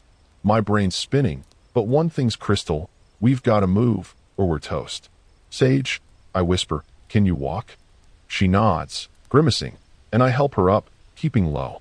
Milo's wide-eyed, clinging to me like I'm his lifeline. We're getting out of here, I tell them, trying to sound braver than I feel. Back to the car now. Sage grabs my arm, voice shaky. What if they see us? I don't have a good answer. Just a gut feeling that staying put is worse. That hum spikes again, and I swear it's pulling at me, like it wants us to stay. Nope, not happening. We crawl out of the ditch, staying hunched, and start moving. Every snapped twig feels like a gunshot. Every rustle like a neon sign screaming. Here we are. The woods are a maze, trees looming, shadows twisting. And I'm praying we're headed toward the campground and not deeper into whatever nightmare this is. Sage is limping bad, leaning on me, and Milo's muttering under his breath. This is so messed up. This is so messed up. Yeah, kid, tell me about it. I'm flashing back to every scary movie I've ever seen, thinking, this is how it ends, huh? Lost in the woods with some psycho and his creepy lights. We've been stumbling along for maybe 10 minutes when the ground dips, and I spot it, a trail. Not the one we lost, but something faint, overgrown, but real. This way, I hiss, pulling them along. It's a gamble, but it's better than nothing. The hum's still there, fainter now, but those lights? They're back, darting behind us, closing in. I risk a glance. Two shapes now, moving fast, no dragging this time. They're after us. My stomach lurches, and I'm shoving Sage forward, yelling, "Go, go!" Milo bolts, and we're running, full-on sprinting, branches clawing at us like hands. That's when the trail opens up, and I see lights. Real ones, warm ones. The campground. Tents, campfires, the faint hum of voices. We're so close, but the footsteps behind us are closer. Not loud, not dramatic, just steady, deliberate, and way too fast. I'm shoving Sage ahead, screaming, "Keep going," when Milo trips, face planting into the dirt. I haul him up, heart hammering, and that's when I feel it. Something brushes my back. Not a hand, not a branch, just this cold, wrong pressure, like the air itself grabbed me. I spin, and there's nothing, but the lights are right there, buzzing, blinding. Sage grabs Milo, dragging him toward the camp, and I'm right behind, lungs burning. We burst into the clearing. People turn, startled. A couple kids by a fire drop their marshmallows. And I'm yelling, "Help! Someone's after us!" A guy in a flannel jumps up, confused, but he's moving toward us, and that's enough. I collapse next to Sage, who's clutching her knee, and Milo's sobbing, curled up like a ball. The lights stop at the tree line, hovering, watching, then blink out, one by one. That hum fades, and it's just us, panting, surrounded by wide-eyed campers. I'm shaking, scanning the trees, waiting for that guard to step out, but he doesn't. The flannel guy's asking, "What happened? You okay?" And I'm trying to explain, "Lost, weird guy, lights, shovel," but it sounds insane, even to me. Sage squeezes my hand, whispering, "We're safe now," but I'm not so sure. My back's still tingling where that thing touched me, and I can't shake the image of those boxes, that fake uniform. We're alive, yeah, but we're not out of this yet, not by a long shot. So, we're sitting there by the campfire, wrapped in someone's spare blanket, and I'm still shaking like I've had too much coffee, or not enough, considering the night we've had. The campground's buzzing now, people crowding around us, asking questions we don't have good answers for. Sage is leaning against me, her knee propped up on a cooler some guy dragged over, and Milo's finally stopped crying, though he's staring at the fire like it's going to tell him what just happened. My head's spinning, trying to piece it all together, but it's like trying to solve a puzzle with half the pieces missing, and the ones I've got are scary as hell. The flannel guy, turns out his name's Tim, takes charge, all Midwestern hospitality, rounding up a couple other campers to check the woods. "Probably just some weirdo," he says, grabbing a flashlight. "We'll sort it out." I want to believe him, but the way he says it, casual like it's no big deal, makes me want to scream. He doesn't get it. Those lights, that hum, that guard with his dead eyes. It wasn't just some weirdo. It was something else, something disturbing that's still clawing at the back of my mind. Sage catches my look, whispers, "Let them go. We need to figure out our next move." She's right, but I hate how helpless I feel just sitting here. Tim and his posse head out, beams slicing through the dark, and I'm clutching Sage's hand, listening hard. No hum, no lights, just crickets and the crackle of the fire. It's too quiet, almost fake, like the woods are playing nice now that we've got witnesses. Someone hands me a hot cocoa, sweet gesture, but it tastes like ash in my mouth. Milo's finally talking, voice hoarse. "What were those things? Those lights?" I shrug, because I've got nothing. "Maybe some tech junk, drones or something," I say, but it's a lie, and he knows it. Sage shifts, wincing. "Whatever it was, we're not going back out there tonight." That's when the Rangers show up, 2 of them, in crisp uniforms, radios crackling. Someone must have called, thank God. They're calm, professional, asking us to walk them through it. I spill everything. The guard, the clearing, the boxes, the shovel, those freaky lights. They're taking notes, nodding, but I can tell they're skeptical. "Municipal guard, huh?" one says, chewing his lip. "We don't have those out here. State park staff, maybe, but not that." My stomach twists. Fake uniform, fake title. Who the hell was he? The other ranger glances at Sage's knee. "Let's get you patched up, then we'll look into this." They're nice, but I'm not buying the "we've got this" vibe. Not after what we saw. Tim's crew comes back, empty-handed. "No sign of anyone," he says, scratching his head. "Found some trash, couple old ropes, but that's it." I want to yell, "What about the boxes? The shovel?" But my throat's dry, and I just nod. The Rangers promise to sweep the area at first light, tell us to stick to the campground, maybe head out tomorrow. "Better safe than sorry," one says, and I almost laugh. Sorry doesn't cover it. We're alive, sure, but I'm replaying every second, thinking how close we came to not making it back. If Milo hadn't tripped, If we'd stayed in that ditch a minute longer, God, it's a horror show in my head. They load us into a Ranger truck, our car's still parked a mile off, and drop us at a motel just outside the park. It's this dingy place off I-94, neon sign flickering, but it's got a bed and a lock, and that's all I care about. Sage crashes hard, pain meds kicking in, and Milo's out too, sprawled across the other bed. I can't sleep. Every time I close my eyes, I see that guard, hear that hum. I'm up half the night, staring out the window at the dark, waiting for those lights to show up again. They don't, but it doesn't matter. I'm jumpy, wired, checking the locks like a paranoid freak. Morning comes, gray and cold, and we're piling into the Corolla, ready to ditch this nightmare. Sage is quiet. Milo's glued to his phone again. Signals back, thank God, and I'm driving, knuckles white on the wheel. We pass the park entrance, and I swear I see him. Just for a sec, standing by the sign, same uniform, same stare.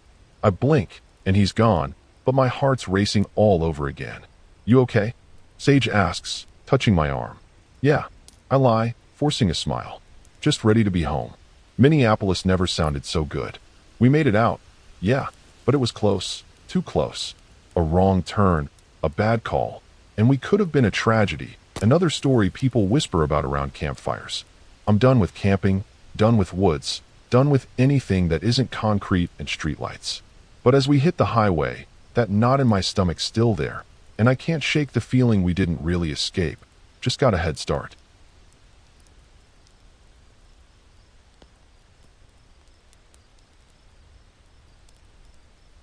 You ever get that itch to break free from the daily grind and just immerse yourself in nature? That's exactly where I found myself not too long ago. My name's Harper Jameson, a 28-year-old graphic designer hailing from the bustling streets of New York City. The concrete jungle had been wearing me down, and I yearned for a change of scenery, something raw and untouched.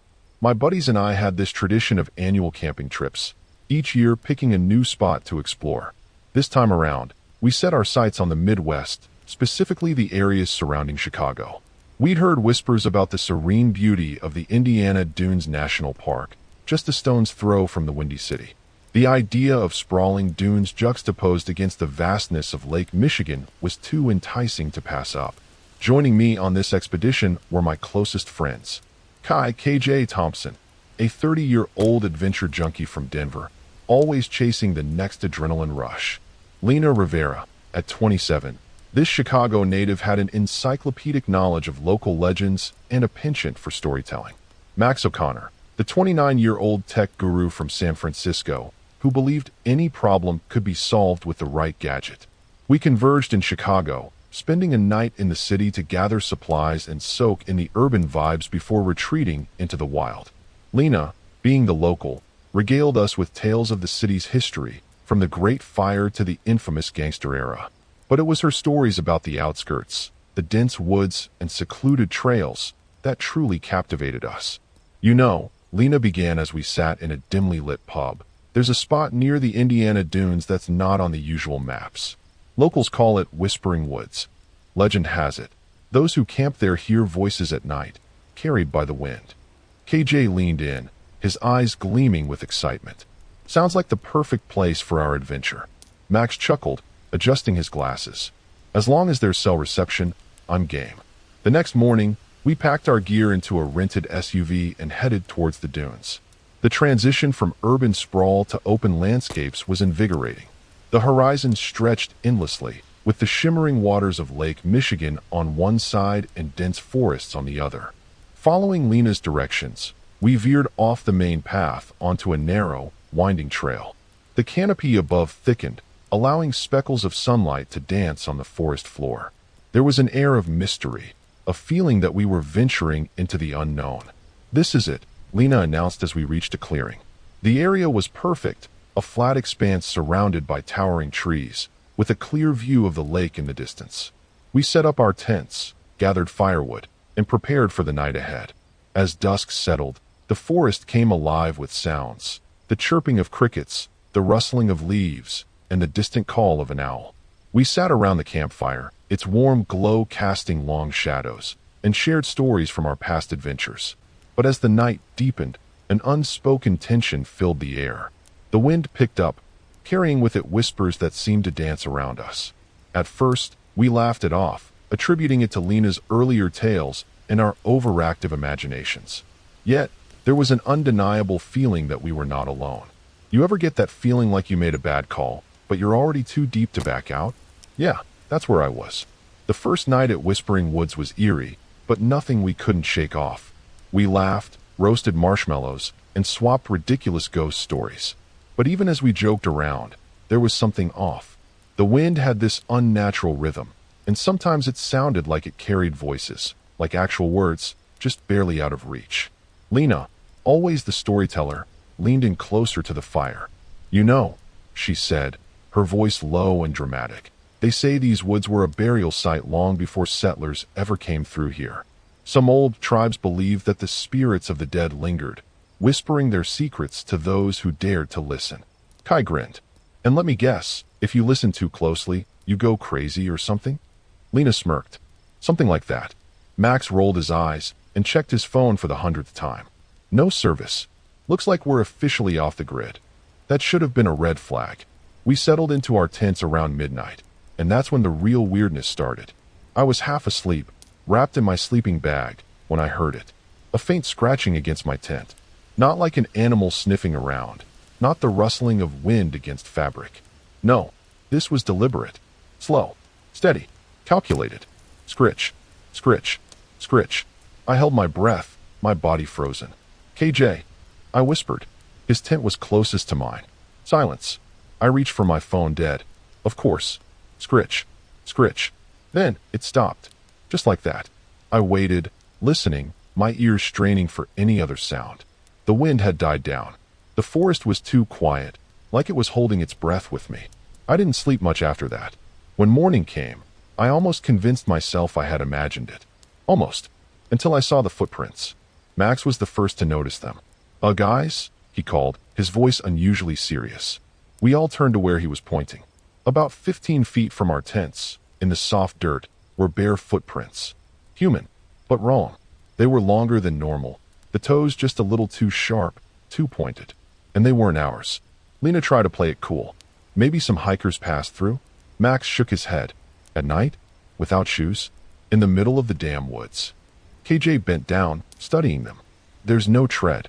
Whoever, or whatever, made these, they were barefoot." And then he pointed at something worse.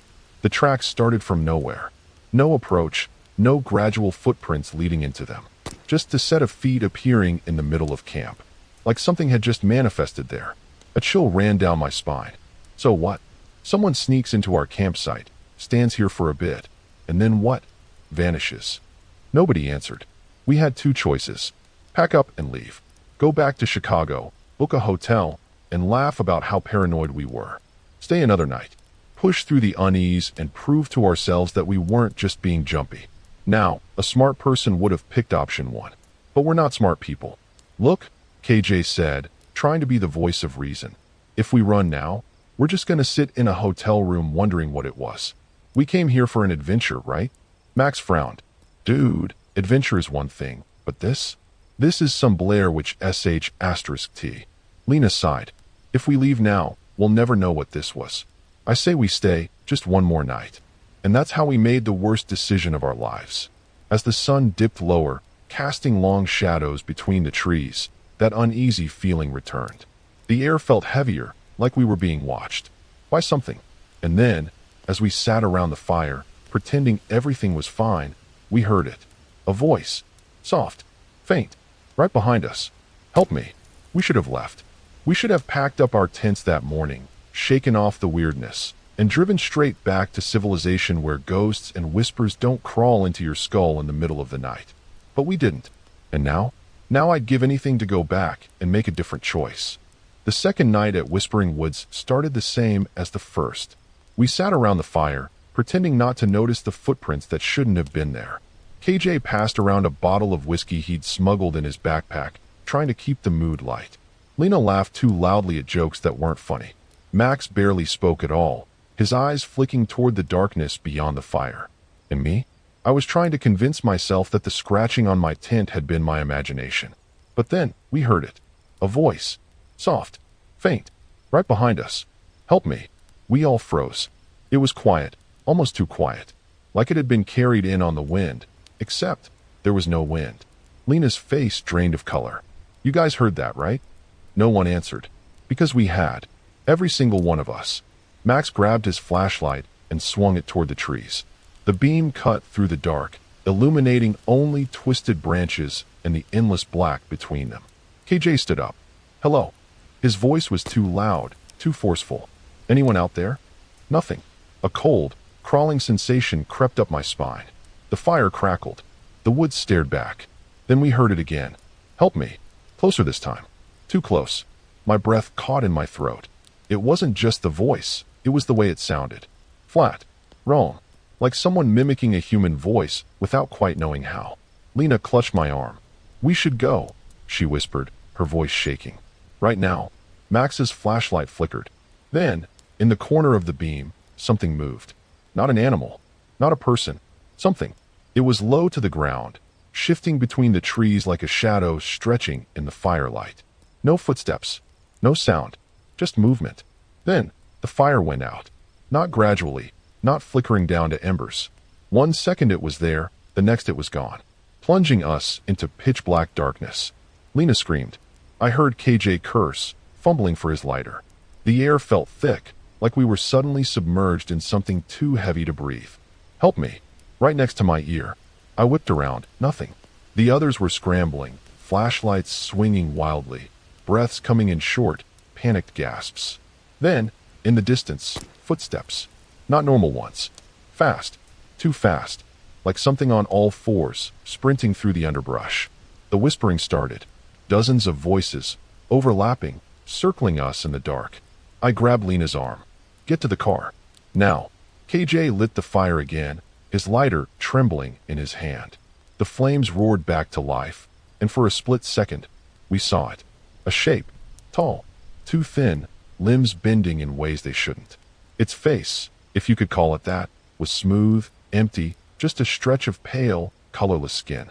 And it was standing inside our campsite, watching us, waiting. Then, it vanished. Not ran away. Not hid. It was just gone, like it had never been there at all. The whispers stopped. The fire crackled, its warmth barely reaching us. Nobody spoke. Nobody moved. Then Max did something stupid. He pointed his flashlight at the ground. And there, in the dirt, between us, was a new set of footprints, standing directly behind where I had just been. I felt my stomach drop. My hands were ice. My heart slammed against my ribs. Max's voice was barely a whisper. We're leaving. No one argued. We grabbed whatever gear we could without turning our backs to the woods and started toward the car. The trees felt closer than before, the shadows darker. The wind picked up, or maybe that was just our fear. Then, as we reached the car, I glanced back one last time. And I swear, just beyond the firelight, it was still there. Waiting.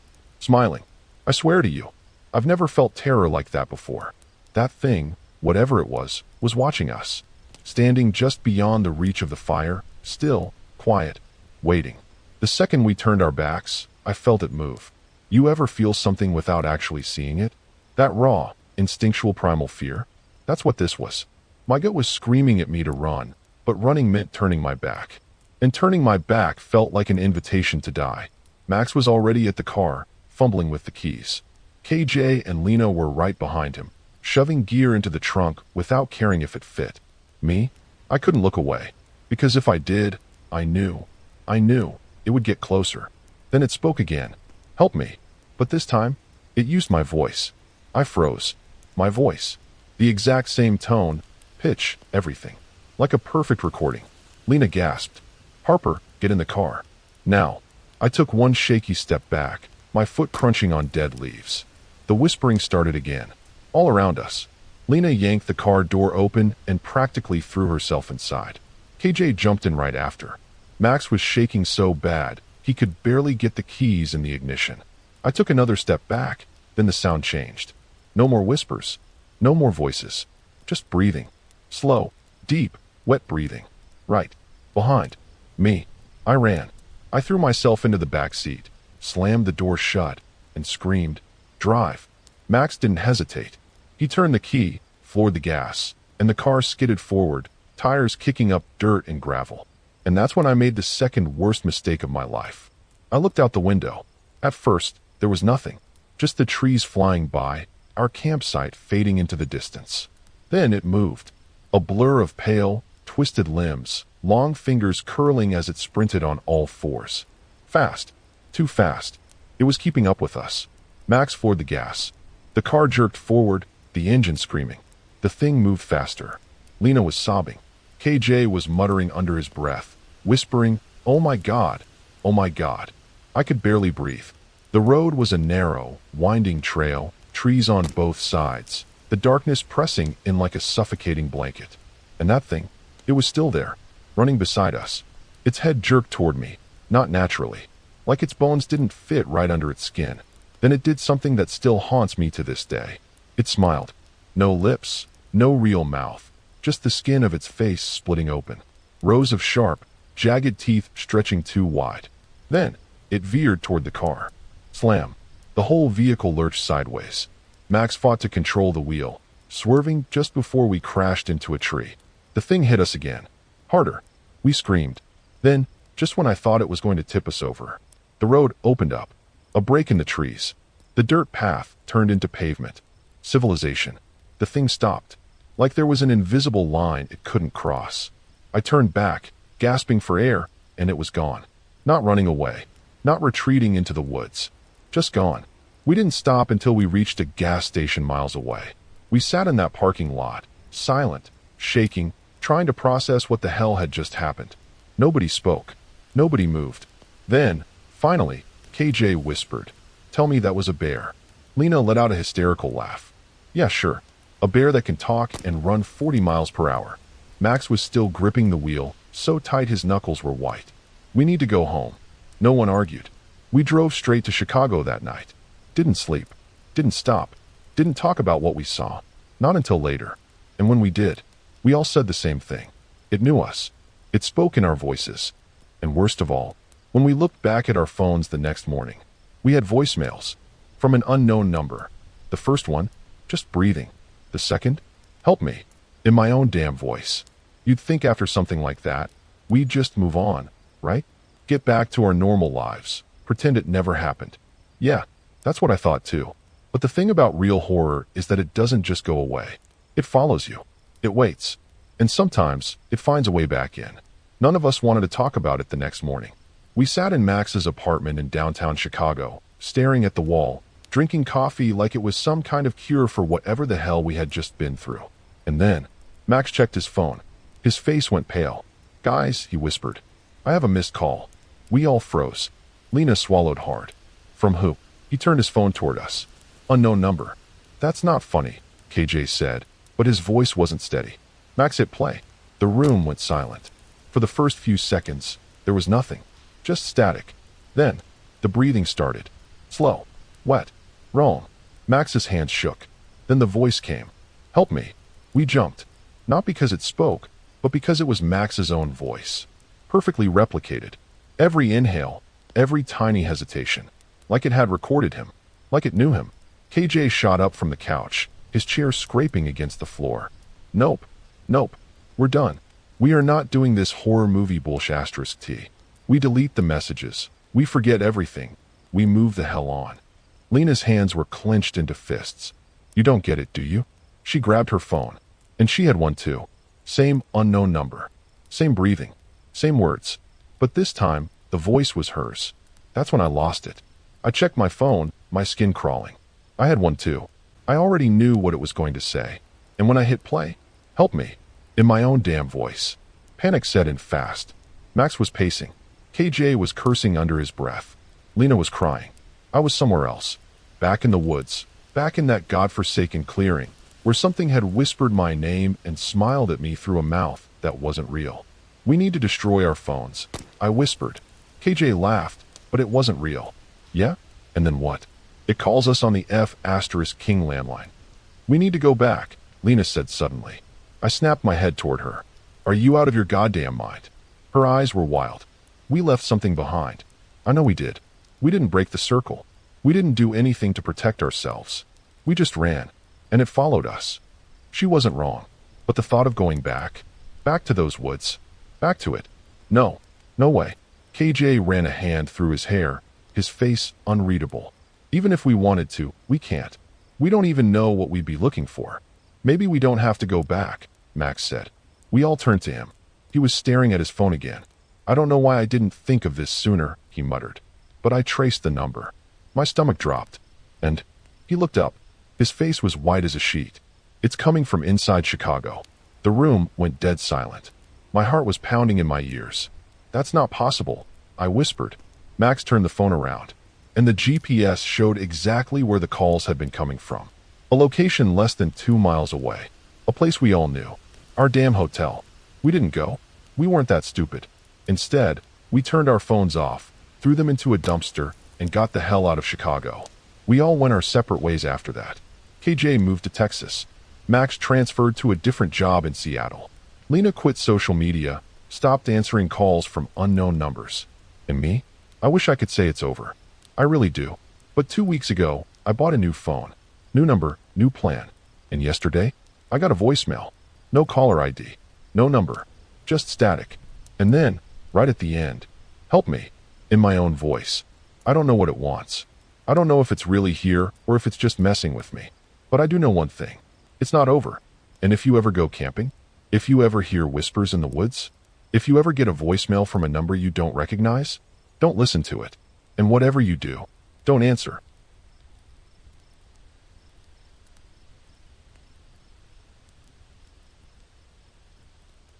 My name is Adrian Wells, 32 years old, originally from Flagstaff, Arizona. I work as a structural engineer, which means I spend my days inside office buildings, surrounded by blueprints and calculations, dealing with things that are supposed to make sense.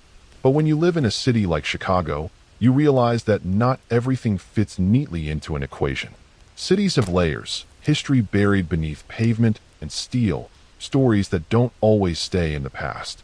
That's why I agreed to this trip, why I let my old friend Morgan convince me that a weekend of camping outside the city would be a good idea.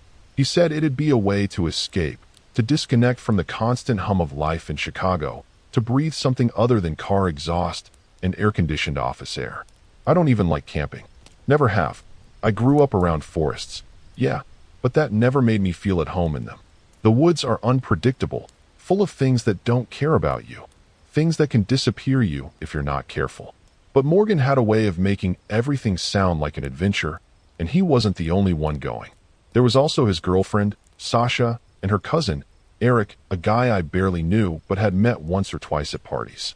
We were supposed to head out to a spot a few hours outside the city, a quiet stretch of forest near an old lake that Morgan had read about.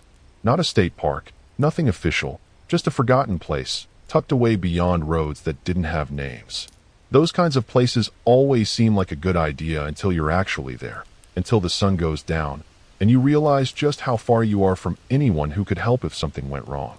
The drive out was uneventful, the kind where conversation drifts in and out, and the radio fills the silence when no one feels like talking. Chicago faded behind us, replaced by stretches of highway, then smaller roads lined with dense trees that crept closer the farther we went. Morgan had the directions pulled up on his phone, a mix of GPS and handwritten notes, because apparently the spot wasn't even listed on maps. That should have been the first red flag, but none of us mentioned it. It wasn't until we turned onto a dirt road, the kind that looked like it hadn't been driven on in years, that the weight of where we were going started to settle in. Trees pressed in on both sides, their branches reaching over the road like skeletal fingers, blocking out the late afternoon sun in patches. The air felt different, heavier somehow, like we'd crossed into a place that didn't quite belong to the world we knew. The lake was still a few miles ahead, but we'd have to hike the rest of the way. That was fine. We'd all packed light, expecting a bit of a trek. What we didn't expect was how fast the sense of isolation would set in. The moment we stepped out of the car, the silence wrapped around us like something alive. No distant hum of highways, no signs of life beyond the occasional rustle in the underbrush. It was just us in the woods, and for the first time, I felt that familiar unease creeping in, the kind I'd ignored when Morgan first pitched this trip. We started hiking, following an old trail that had mostly been swallowed by nature. The air smelled damp, a mix of earth and moss. The kind of scent that tells you the ground here stays wet longer than it should. Sasha was ahead, using a walking stick she'd picked up, her boots crunching against leaves that hadn't been disturbed in who knows how long.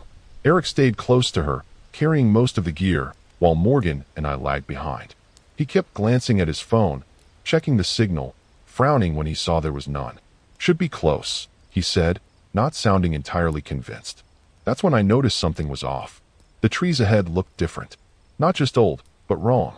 Their trunks twisted in odd directions, their bark split and peeling as if something had dug into them. The air smelled different here too, tinged with something metallic, something that didn't belong. Sasha stopped ahead, her body tensed, staring at something off the path. "There's something here," she said, voice tight. We caught up to her, and that's when we saw it. A wooden structure, barely visible through the trees. Not a cabin, not a shack. Just 4 wooden poles, arranged in a rough square, with lengths of rope hanging from the crossbeams. Some were frayed, others knotted like nooses, swinging slightly in the faint breeze. The wood was old, gray with age, but the ropes looked newer, like someone had replaced them recently. Morgan let out a nervous laugh, the kind that says you don't actually find something funny. "Guess someone had a weird idea of art," he muttered, but no one responded. We weren't supposed to be here. I felt it in my gut, that primal instinct that tells you when you've crossed into somewhere you don't belong. Eric cleared his throat. "We should keep moving." No one argued. The lake was just ahead, visible now through gaps in the trees, its surface still and dark, too smooth, like glass waiting to be broken. The feeling didn't go away. If anything, it got worse. But we were here now, and no one wanted to be the first to say we should leave. So we set up camp, pitched our tents near the shoreline, started a fire that struggled to catch. The air felt colder than it should have been for this time of year, the night settling in too quickly. Morgan passed around a flask, trying to shake off whatever unease we were all feeling. We laughed, told stories, did our best to pretend the forest wasn't watching us. But I knew we'd made a mistake.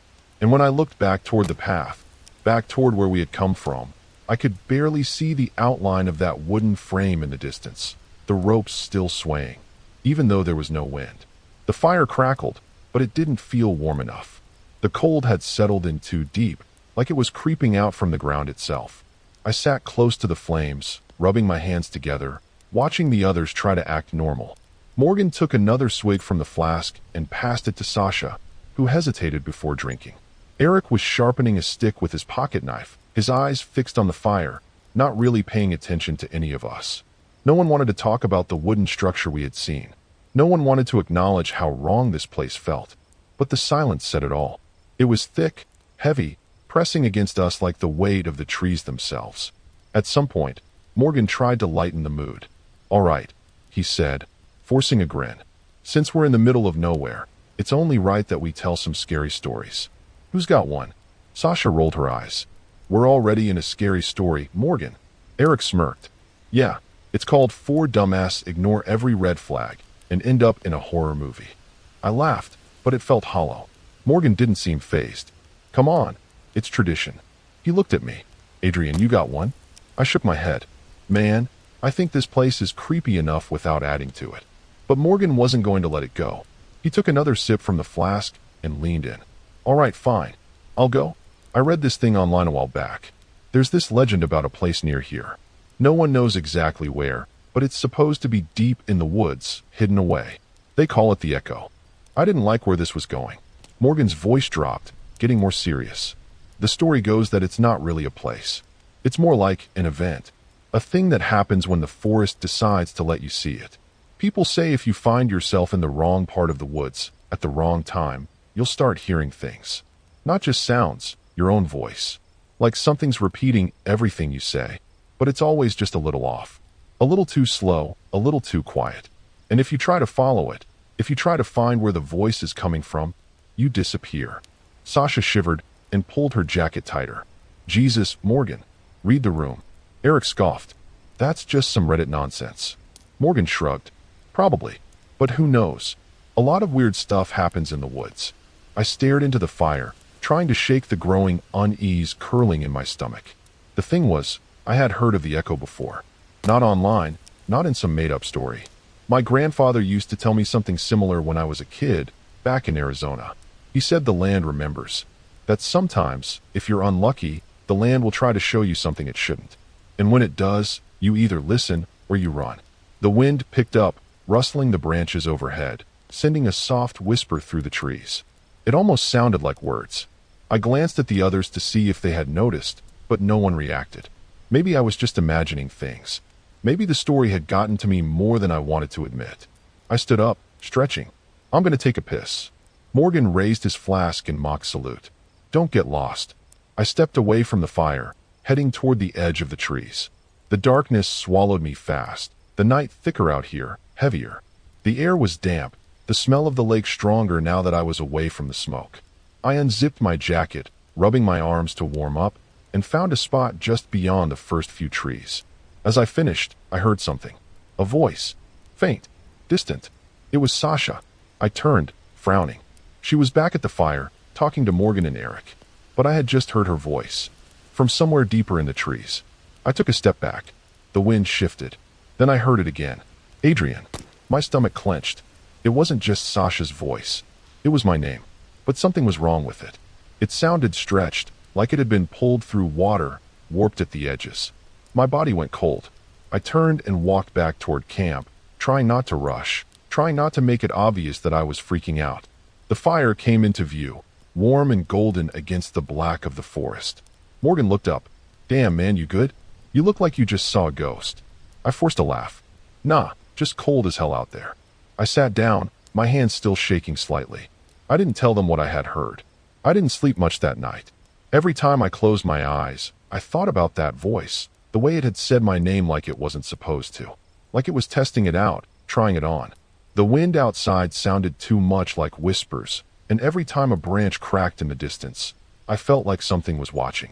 I told myself I was just being paranoid, that it was this story messing with my head. But when I finally drifted off, just before dawn, I heard it again. Soft, distant, but closer than before. Adrian. The morning didn't feel like morning. When I woke up, the sky was still the same dull gray it had been when I drifted off, like the sun had decided not to show up. The air was damp, heavy, thick with the smell of wet leaves and lake water. The fire had burned down to nothing but blackened wood and a few stubborn embers. Morgan was already up, rummaging through the food bag, humming to himself like nothing was wrong. Sasha and Eric were still wrapped in their sleeping bags, their breaths slow and even. I sat up, stretching, trying to shake the stiffness from my back. I hadn't slept well. Every time I'd started to drift off, I'd hear that voice again, soft, distant, pulling at the edges of my mind. I didn't tell Morgan about it. What was I supposed to say? That I thought the woods were talking to me? That something out there knew my name? Morgan tossed me a granola bar. You good? You were tossing and turning all night. I forced a grin, peeling the wrapper off and taking a bite. Yeah, just weird dreams. He nodded like he understood. Yeah, I heard some weird sh*t too. Thought I heard Sasha talking in her sleep, but when I checked, she was out cold. Probably just the wind. He didn't sound convinced. We spent the morning trying to act normal. We made coffee, ate breakfast, and talked about hiking out to another part of the lake, a place Morgan had read about where the water was clearer, less stagnant. But I could feel it. The shift. The way the trees seemed closer than they had yesterday. The way the silence felt thicker, pressing in like cotton stuffed into my ears. The way the air tasted wrong, like metal and damp rot. I kept glancing at the path we'd come in on, at the trees beyond it, expecting to see something standing there. We set out before noon, following what barely passed as a trail, stepping over fallen branches and weaving around thick roots that twisted up from the ground like veins. The farther we went, the worse it got. The forest felt deeper than it should have, the light dimming even though the sky was still visible through the gaps in the canopy. The air was too still, like even the wind had decided it wanted no part of this place. Eric was the first to say something. Does it feel off to anyone else? Sasha shot him a look. We're in the woods. It's supposed to feel off. But she didn't sound convinced. Morgan checked his phone, frowning at the screen. No signal. No sh*t, Eric muttered, stepping over a half-rotted log. He pointed ahead. How much farther? Morgan hesitated. Couple more miles, I think. I didn't say anything, but I saw the way his jaw tensed, the way his fingers curled tighter around his phone. I knew Morgan. He wasn't sure where we were anymore. We kept moving. The farther we went, the quieter everything got. At first, I didn't notice it, not until Sasha stopped suddenly and turned in a slow circle, her brows furrowed. Do you guys hear that? We all stopped, listened, and that's when I realized what was wrong. There was no sound, no wind, no birds, no insects, nothing. The woods weren't just quiet. They were dead. Morgan forced a laugh, but it sounded thin. All right. Yeah, that's a little creepy. He checked his phone again, but there was still nothing. Let's just get to the water, and a twig snapped. Not from us. From somewhere ahead. All of us turned at once. Nothing but trees. Sasha swallowed. Maybe a deer? But she didn't sound like she believed it. I didn't either. We kept walking, but slower now, more careful. The trees felt closer. The light felt thinner. And then, finally, we saw it. The lake. But something was wrong. The water wasn't clear. It wasn't even water. It was black. Not like deep water, not like shadows. Just black. Still. Empty. Like a hole in the world. Sasha took a step back. What the hell is that? Morgan shook his head. That's not what it looked like in the pictures. I stepped closer, staring at the surface. There were no ripples. No movement. Just stillness, like a sheet of glass stretched over something that wasn't supposed to be seen. Then, before I could stop him, Eric picked up a rock and threw it in. It didn't sink. It didn't splash. It just disappeared. Gone. Like it had never existed. No one spoke. No one moved. Then, from behind us, deep in the woods, a voice. Help me. Soft. Familiar. But wrong. And I knew. I knew what was coming next. It said my name. Eric took a step back, his face pale. What the hell was that? No one answered. The air around us felt tighter, like the trees had grown closer while we weren't looking. My chest was tight, and my pulse was a hammer in my ears. The voice had come from the woods behind us, from the way we had come. But there was no way. No way someone else was out here. No way that voice had been real. I wanted to say it was an echo, some weird trick of sound bouncing off the trees, but I knew better. We all did.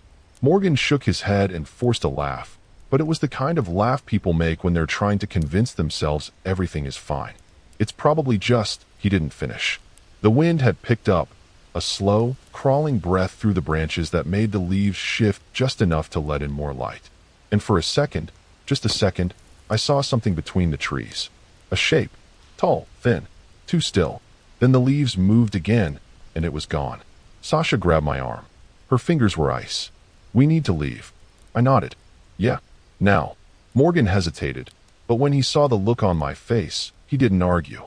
All right, back to camp. He looked at Eric. Don't do anything stupid. Eric swallowed hard and nodded. He looked shaken, his usual cocky attitude wiped clean off his face. We turned back, following the path we had taken to get here. But something was wrong. The trail was different. The trees weren't where they had been before. I could have sworn there had been a fallen log near the path when we had come in, but now there was nothing but unbroken earth.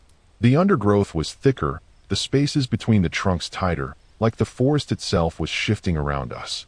Morgan glanced down at his phone again, frowning. This doesn't make sense. His voice was flat, all the confidence drained out of it. We should have hit the fork in the trail by now. We hadn't. We kept walking, faster now. No one spoke. The only sound was our breathing, the crunch of leaves and twigs under our boots. The wind was gone again. The world was silent. Then the voice came again, closer this time. Help me. I froze. It was my voice. Sasha gasped, clapping a hand over her mouth. Eric turned in a slow circle, his eyes wide. Okay, that was... He couldn't finish the sentence. Morgan grabbed my shoulder. Move. His voice was low, urgent. Now. We started walking faster, almost jogging. My heart was pounding so hard it hurt. I didn't look back. I would not look back. But I could feel it. Something watching. Something following. I could hear footsteps. Not ours. Something else. They weren't normal. They were wrong. Just a little too slow. Just a little too uneven. Like something was copying us, but didn't quite know how. Sasha whimpered under her breath. Morgan was mumbling something. Maybe a prayer.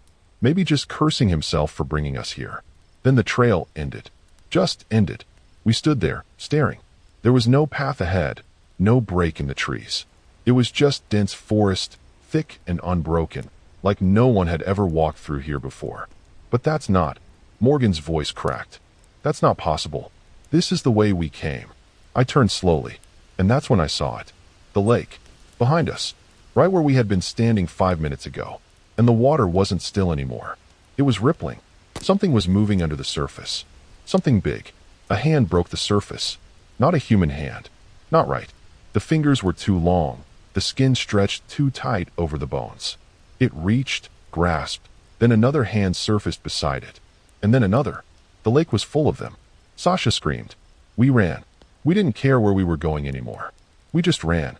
Branches tore at my arms, my face, ripping through my jacket like it was paper. My breath burned in my chest. I could hear Eric cursing, Sasha sobbing. Morgan was ahead, running like his life depended on it. Because it did. The forest twisted around us. The path was gone. And the voice, my voice, was right behind me. Help me. We ran until my legs felt like they would give out, until my lungs burned and my throat felt raw from breathing too hard. The trees blurred past in streaks of brown and gray, the forest shifting around us in ways that didn't make sense. I could still hear it, my own voice, too close behind me, repeating those two words over and over. Help me. But it wasn't right. The tone was flat, empty, like someone playing back a recording just a little too slow. I didn't look back. I didn't dare. Morgan was ahead, arms pumping, breath ragged, his backpack slamming against his spine with every step. Sasha was behind him, struggling to keep up, tears streaking down her dirt-smudged face. Eric was to my right, silent except for his gasping breaths, his hands clenched into fists like he was ready to start swinging at whatever was chasing us. But there was nothing to fight. There was nothing to see. Only the presence, the impossible shifting of the forest, and the sickening knowledge that we were running in circles. The lake had been behind us when we started running. I was sure of that. But after what felt like 10 minutes of sprinting, it was there again, in front of us. The same black water, the same eerie stillness. It was like the forest had folded in on itself, trapping us. Morgan skidded to a stop so fast that Sasha almost slammed into him. He turned in a wild circle, his face twisted in frustration and fear. No, no, no, this isn't possible. Eric cursed under his breath. I don't care what's possible. We need to get the hell out of here. He turned and pointed. We go that way. We don't stop. We just go. And then the air changed. It felt different, thicker, heavier, like we had stepped into a place where air wasn't meant to move. The wind didn't touch the trees. The leaves had stopped rustling. Even the distant, muted sounds of the lake had gone silent. And then, just ahead of us, something shifted between the trees. It wasn't fast. It wasn't jerky. It was too smooth, too fluid, like something gliding instead of walking. It was tall, taller than any person should be, its body stretched and too thin beneath the tangle of branches. My stomach clenched so hard I thought I was going to throw up. The thing wasn't hiding. It wasn't lurking. It was just standing there, watching us. It had no face, no eyes, no mouth. Just the impression of features where they should have been, like someone had tried to sculpt the human head out of wax and never finished. And then, slowly, it tilted its head. I grabbed Morgan's arm. We need to run. My voice didn't sound like my own. The thing moved. Not like a person, not like an animal. It just shifted, like reality had skipped a frame, and suddenly it was closer. Morgan whispered, Jesus Christ. But I wasn't waiting to see what happened next. I ran. Sasha screamed, a raw, panicked sound, and I could hear Eric behind me, his boots crunching against the leaves as he ran faster than I'd ever seen him move. Morgan was right beside me, his breathing erratic, like he couldn't get enough air into his lungs. The trees blurred together. I didn't care where we were going. I just knew we had to move. The forest was shifting again, the path bending, but I didn't stop. I just focused on running, on getting as far away from that thing as possible. But then, ahead of us, the lake. Again, my stomach dropped. It was impossible. We had been running in a straight line. There was no way we had looped back. No way we had ended up here again. But there it was, black, still, endless. And then, from the trees, the voice. Help me. This time, it was Sasha's voice. Eric whipped around, his face pale. No. Nope. Nope. Nope. Nope. Sasha made a choking sound, stepping closer to me like she was trying to disappear into my shadow. That's not me. That's not me. The voice came again, soft, mocking. Help me. And then the thing stepped out of the trees. It was closer now, just beyond the lake's edge, its faceless head tilted slightly, like it was studying us. It didn't move like a person. It didn't move like anything I had ever seen before. It just existed, a hole in reality, something that had never been meant to be looked at. The air vibrated. The ground beneath my feet felt wrong, like the earth itself was rejecting us. And then, in a voice that wasn't quite mine but close enough to make my skin crawl, it spoke again. Adrian. My knees almost buckled. I was done. I was so done. I turned to Morgan, to Eric, to Sasha, desperation clawing up my throat. We have to leave. Now. Morgan swallowed. How? We keep running and ending up in the same place. I didn't have an answer. I didn't know what the hell was happening. But I knew one thing for sure. If we didn't leave now, if we didn't figure out a way to get out of this place, we never would. I grabbed Morgan by the arm and yanked him toward me. We can't stop. We do not stop. My voice was shaking, my heart hammering so hard I thought my ribs would crack. I turned to Sasha and Eric, my mind racing. We go back the way we came. We don't look at it. We don't listen. We just run. Eric shook his head violently. What the hell does that even mean? Back the way we came? It's not the same. The path keeps changing. His voice cracked, panic creeping in at the edges. Sasha grabbed my sleeve. Adrian, what if it's just playing with us? Her voice was small, like she already knew the answer. It was. I knew it. This thing, this place, wasn't trying to kill us right away. It was messing with us, dragging us deeper, keeping us here. And if we gave it too much time, it would figure out the right way to take us. Then the thing by the lake moved again. Not walking, not shifting, flickering. Like reality itself was skipping, and every time it did, it was a little closer. Run, I breathed, but my voice barely made it past my lips. I turned and sprinted, forcing my legs to move faster than they ever had before. I heard the others right behind me, branches snapping, leaves crunching, the desperate gasps of our own breath, but no other sounds. No footsteps, because it wasn't running after us. It didn't need to. It just had to wait. The trees blurred past, the forest folding and twisting like a maze that was alive, forcing us down paths we didn't recognize. I didn't care. I wasn't stopping. I wasn't slowing down. My only goal was to get the hell out of here before it decided to finish playing. Then I saw something ahead. Light. Not the eerie, muted light of the sky above the trees. Real light. A glow from the right, cutting through the dark greens and browns. A road. I almost sobbed. Go, I shouted, not caring how loud I was anymore. To the right. The road's there. Eric was the first to break through the trees, crashing onto the dirt path like he was going to collapse. Sasha was next, practically diving onto the gravel, and Morgan followed right after. I burst through last, almost falling to my knees as my feet hit solid ground. I turned back. There was nothing. No path. No lake. No trees bending the wrong way. Just normal woods. Like we had imagined the whole thing. Like none of it had ever been real. But it was. We stood there, gasping for breath, staring into the trees, waiting for something to lunge out of the dark. But nothing happened. No voices. No movement. No impossible, faceless figures stepping toward us. Eric wiped his mouth with the back of his hand, staring blankly ahead. That wasn't. He stopped, shaking his head. That wasn't King real. Sasha sat down on the gravel, knees pulled up to her chest. We almost didn't get out, she whispered. It was keeping us there.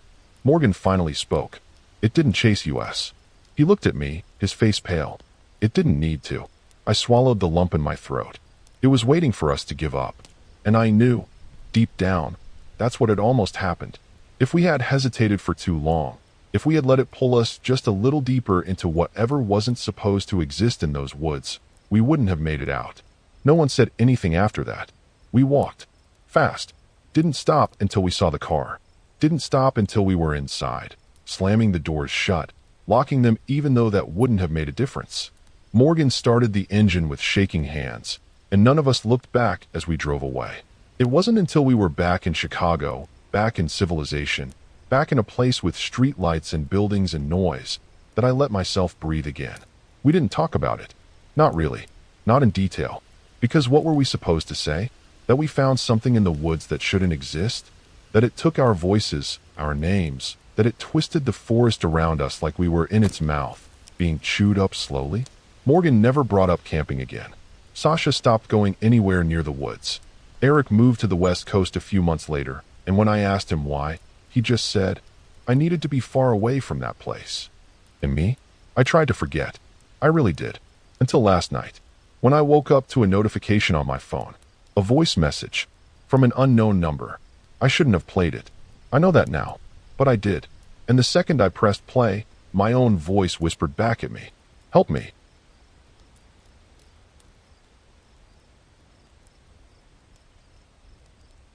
Let me tell you something about Chicago at night. It's not the city you think it is.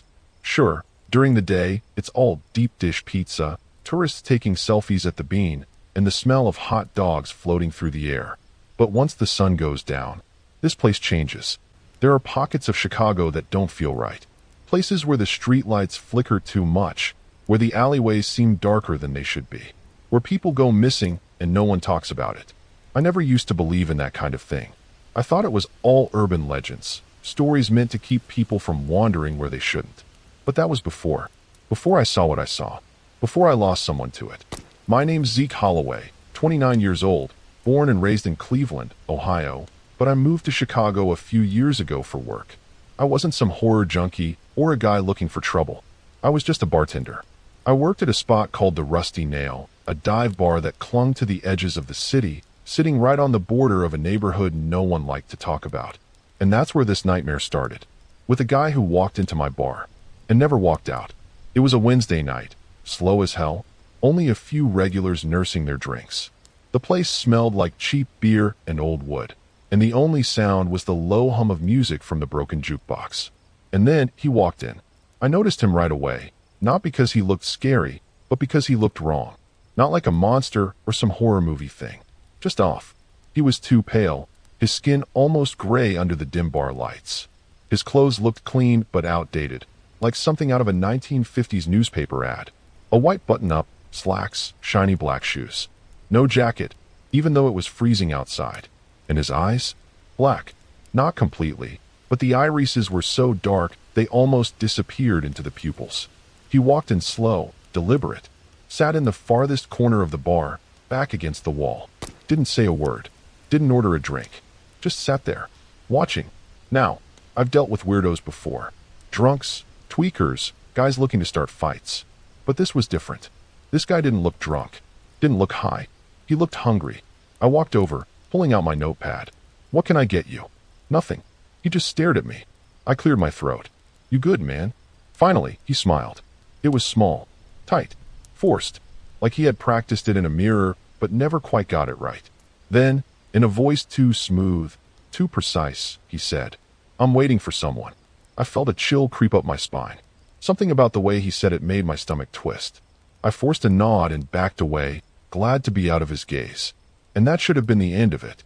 But it wasn't, because an hour later, when I looked back at that corner, he was gone, and so was the man sitting across from him. The only problem? There had never been anyone sitting across from him. I didn't think much of it at first. Maybe the guy just left. Maybe I was just tired.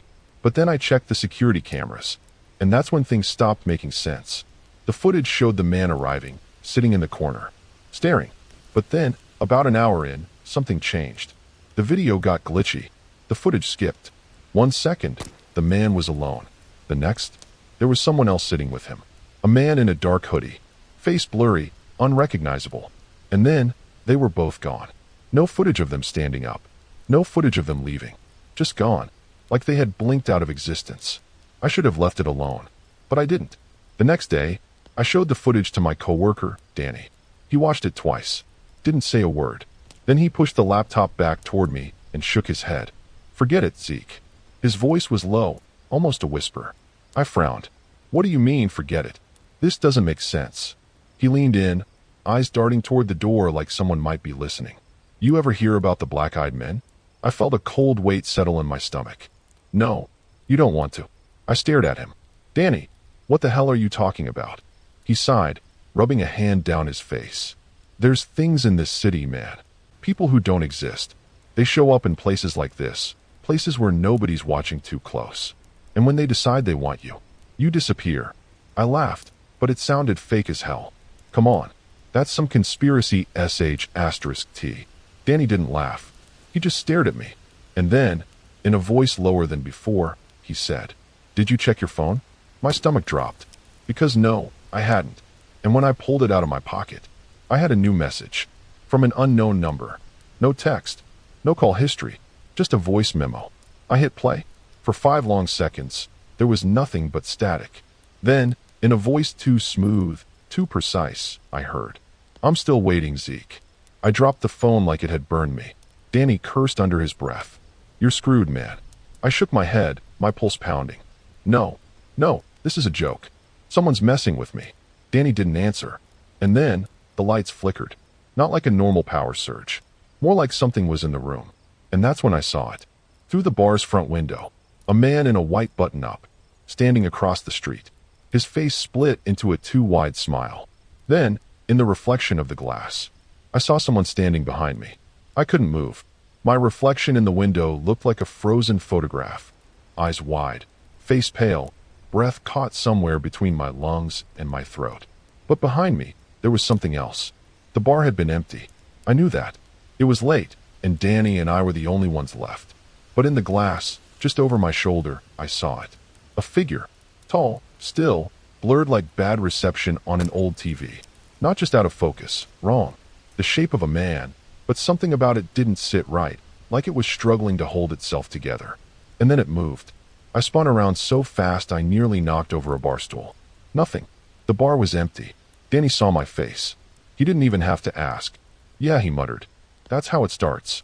I turned back to the window, my breath fogging up the glass. The man outside was still there, still watching, still smiling. Danny grabbed my arm and yanked me away from the window. "Get your *T and go home." Now, my body felt slow, like I was moving through water. What the hell is happening? Danny's grip tightened. "You're being watched."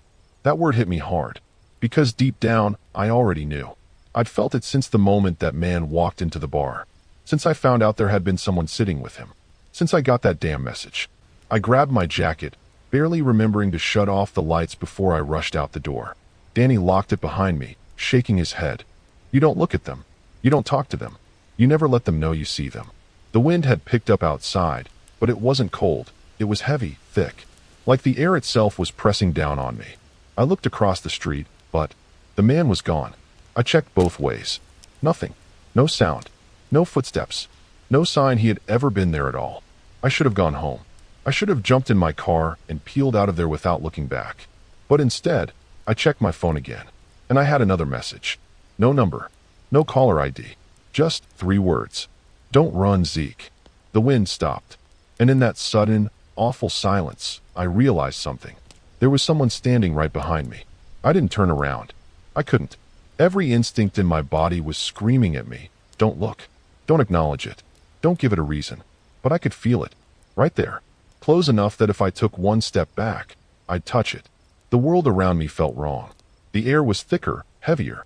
The streetlights buzzed, their glow flickering like they weren't sure if they should stay on or shut off completely. I held my breath, gripping my phone so tight I thought it might crack in my palm.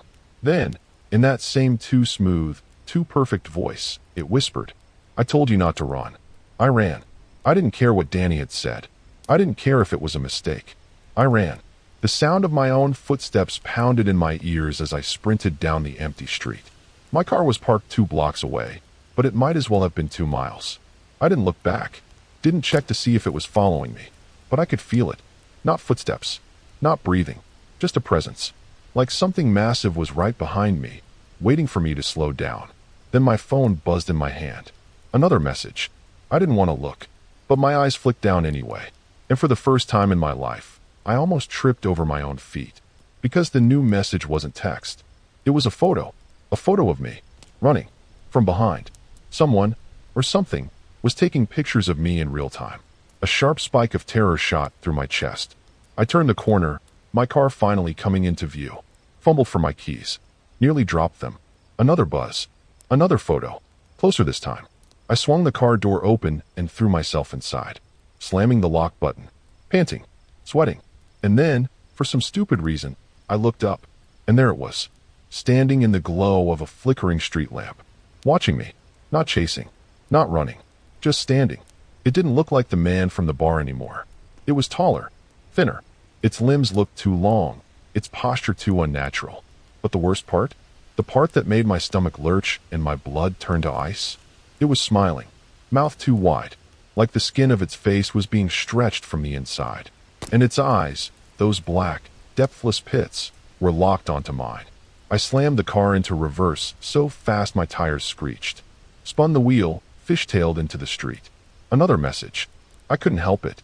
I looked. This won't help you. I sped through red lights. Didn't care. I just needed to get away. But I knew. I knew I wasn't escaping. Because as I glanced in the rearview mirror, my hands slick with sweat and shaking like I was going into shock, I saw something. Something that made my whole body lock up in horror. A shadow in the back seat. And then, it started laughing. The laugh was wrong. Not human. Not real. It was coming from the back seat. Low at first, like someone chuckling under their breath. But then it grew, shifting into something else. Something sharp. Grating. I couldn't breathe. Couldn't move. Because I knew. If I looked in the mirror again, I'd see it. Sitting right behind me. I didn't think. I just acted. I slammed the brakes. The car skidded, tires screaming against the pavement. My whole body lurched forward, the seatbelt digging into my chest. For a split second, the world was silent. No laughing. No breathing. No voice whispering things I didn't want to hear. Nothing. Hands shaking, I forced myself to turn. The back seat was empty. The air inside the car was cold, so cold that my breath fogged up the windshield. I stared at the back seat, my heart hammering. Was I losing it? Had I imagined all of this? Then my phone buzzed. I jumped. My whole body flinched. I didn't want to look. I knew what would be there. But my hand moved on its own, fingers fumbling as I lifted the screen. One new message. A video. My stomach turned to ice. I hesitated. Then, against every ounce of self-preservation I had left, I hit play. The video was grainy, dark, like it had been recorded in low light. At first, I couldn't tell what I was looking at. The angle was weird, like a camera had been left running on the floor of a car. And then I saw it. My back. Me. Sitting in the driver's seat. The video was recording me from inside the car. But that wasn't the worst part. No. The worst part was what happened at the end. Because in the last 3 seconds of the video, something moved in the back seat. A hand, rising from the darkness. Long fingers reaching toward me. Then, the video cut out. I threw my phone onto the passenger seat like it had burned me. This wasn't real. It couldn't be real. I slammed the gas. I didn't care where I was going. Didn't care about the stop signs, the red lights, the way the roads looked wrong, twisting in directions they weren't supposed to. I just needed to get away. But no matter how far I drove, no matter how many turns I made, I kept ending up on the same street. The street where I had seen it. The street where it had smiled at me. Something was playing with me. Something was keeping me here. And then, in the distance, I saw him, standing in the middle of the road, waiting. The same white button-up, the same shiny shoes. But now his face was different. Blurred. Wrong. Like something had tried to copy a human face, but hadn't gotten it quite right. And his eyes, they were completely black. Like pits of nothing. My fingers tightened on the wheel. My foot pressed down on the gas. I don't know what I was thinking. Maybe I wasn't thinking at all. Maybe I just wanted to see if he was real. So I didn't slow down. I didn't stop. I just drove straight through him. For a fraction of a second, I felt something cold, something heavy, something not meant to exist, pass through me. And then, he was gone. Like he had never been there at all. I barely remember getting home. I barely remember anything after that. All I know is, I locked the doors. I checked every room, every closet, every shadow. I didn't sleep. And at exactly 3:33 a.m., my phone buzzed one last time. A final message. See you soon. I didn't sleep. I couldn't. That last message sat on my phone like a loaded gun, just waiting for me to acknowledge it. See you soon. No number. No trace. Like it had been sent from nowhere. I stayed awake, sitting on my couch with every single light in my apartment on. My body refused to relax. Every shadow in the room felt too deep, too dark. Every creak in the floor made my stomach lurch. I was waiting for something to happen, for the lights to flicker, for my phone to ring, for it to find me. The city outside my window was silent. Too silent. No cars. No sirens. No drunken voices stumbling home from bars. Like the whole world had pressed pause. I checked the time. 3:42 a.m. That's when I made the mistake. I reached for my phone. Not because I wanted to, but because some part of me, some sick, desperate part of me, needed to know. Needed to see if it was still there. I opened my messages. And it was gone. The message. See you soon. Gone. No record of it. No proof. Like it had never existed. My blood went cold. Then my screen glitched. For a second, it looked like static. Just flickering pixels shifting across the display. Then, something else. A face. Not mine. Not human. Just a stretch of skin where a mouth should be. And eyes, black, endless. Looking at me. I threw the phone across the room. It hit the floor with a dull thud, landing face up. The screen was normal. Like nothing had happened. My chest felt tight. My lungs wouldn't work right. I stood up too fast, my legs weak beneath me, my balance off. Then, a knock at my door. My stomach dropped. Not a loud, urgent knock. No, this was slow, deliberate. 3 taps. Knuckles dragging against the wood. My hands clenched into fists. My breath came in short, panicked gasps. Don't open it. The thought hit me like a scream inside my head. Don't open it. Don't look. Don't let it in. Another knock. 3 more taps. Lighter this time. Almost playful. Like it was teasing me. Like it knew I was afraid. I stepped backward, my bare feet cold against the floor. And then, from the other side of the door, I heard it. A whisper. So soft, so gentle, like a lover pressing their lips against my ear. Zeke. I ran. I didn't stop to think, didn't stop to breathe. I grabbed my keys, my wallet, and I ran. Out of my apartment, down the hallway, past doors that felt wrong, unfamiliar, like I had never seen them before in my life. The air was thick, heavy. I could feel something pressing in on me, like the walls themselves were watching. I hit the stairwell and took the steps 2 at a time. By the time I reached the lobby, I was shaking so bad I could barely stand. The security guard at the front desk, a guy I'd seen every night for the past 2 years, looked up at me and frowned. You okay, man? I couldn't speak. I just stared at him. He stood up, concern etched into his face. Zeke? What's wrong? My mouth opened. But before I could say a word, my phone buzzed. I flinched so hard I nearly dropped my keys. Slowly, like my body was moving against my will, I reached into my pocket and pulled it out. One new message. From a saved contact. Not an unknown number this time. Danny. My hands shook. I opened it. It wasn't text. It was another video. And as it loaded, my heart stopped. It was me, standing in my apartment, standing in front of my door. But I wasn't alone. There was something behind me. Tall, skin too tight, too smooth, head tilted at a broken angle. No eyes, no mouth, but it was smiling. A deep, horrible grin etched into the skin itself. I dropped the phone. I didn't pick it up. I turned and ran out the door. Into the city. Into the noise. Into anywhere but there. Because I knew. It had me now. And it wasn't going to stop. I left Chicago that night. Didn't pack. Didn't tell anyone. Just got in my car and drove. I don't know where I'm going. I don't care. Because I know one thing for sure. It's following me. And if I stop running, if I stop moving, it's going to catch up. So if you ever see something strange in your city, a man who doesn't belong, a face that isn't quite right, a message from someone who shouldn't be able to contact you, don't look, don't listen, and whatever you do, don't let it in.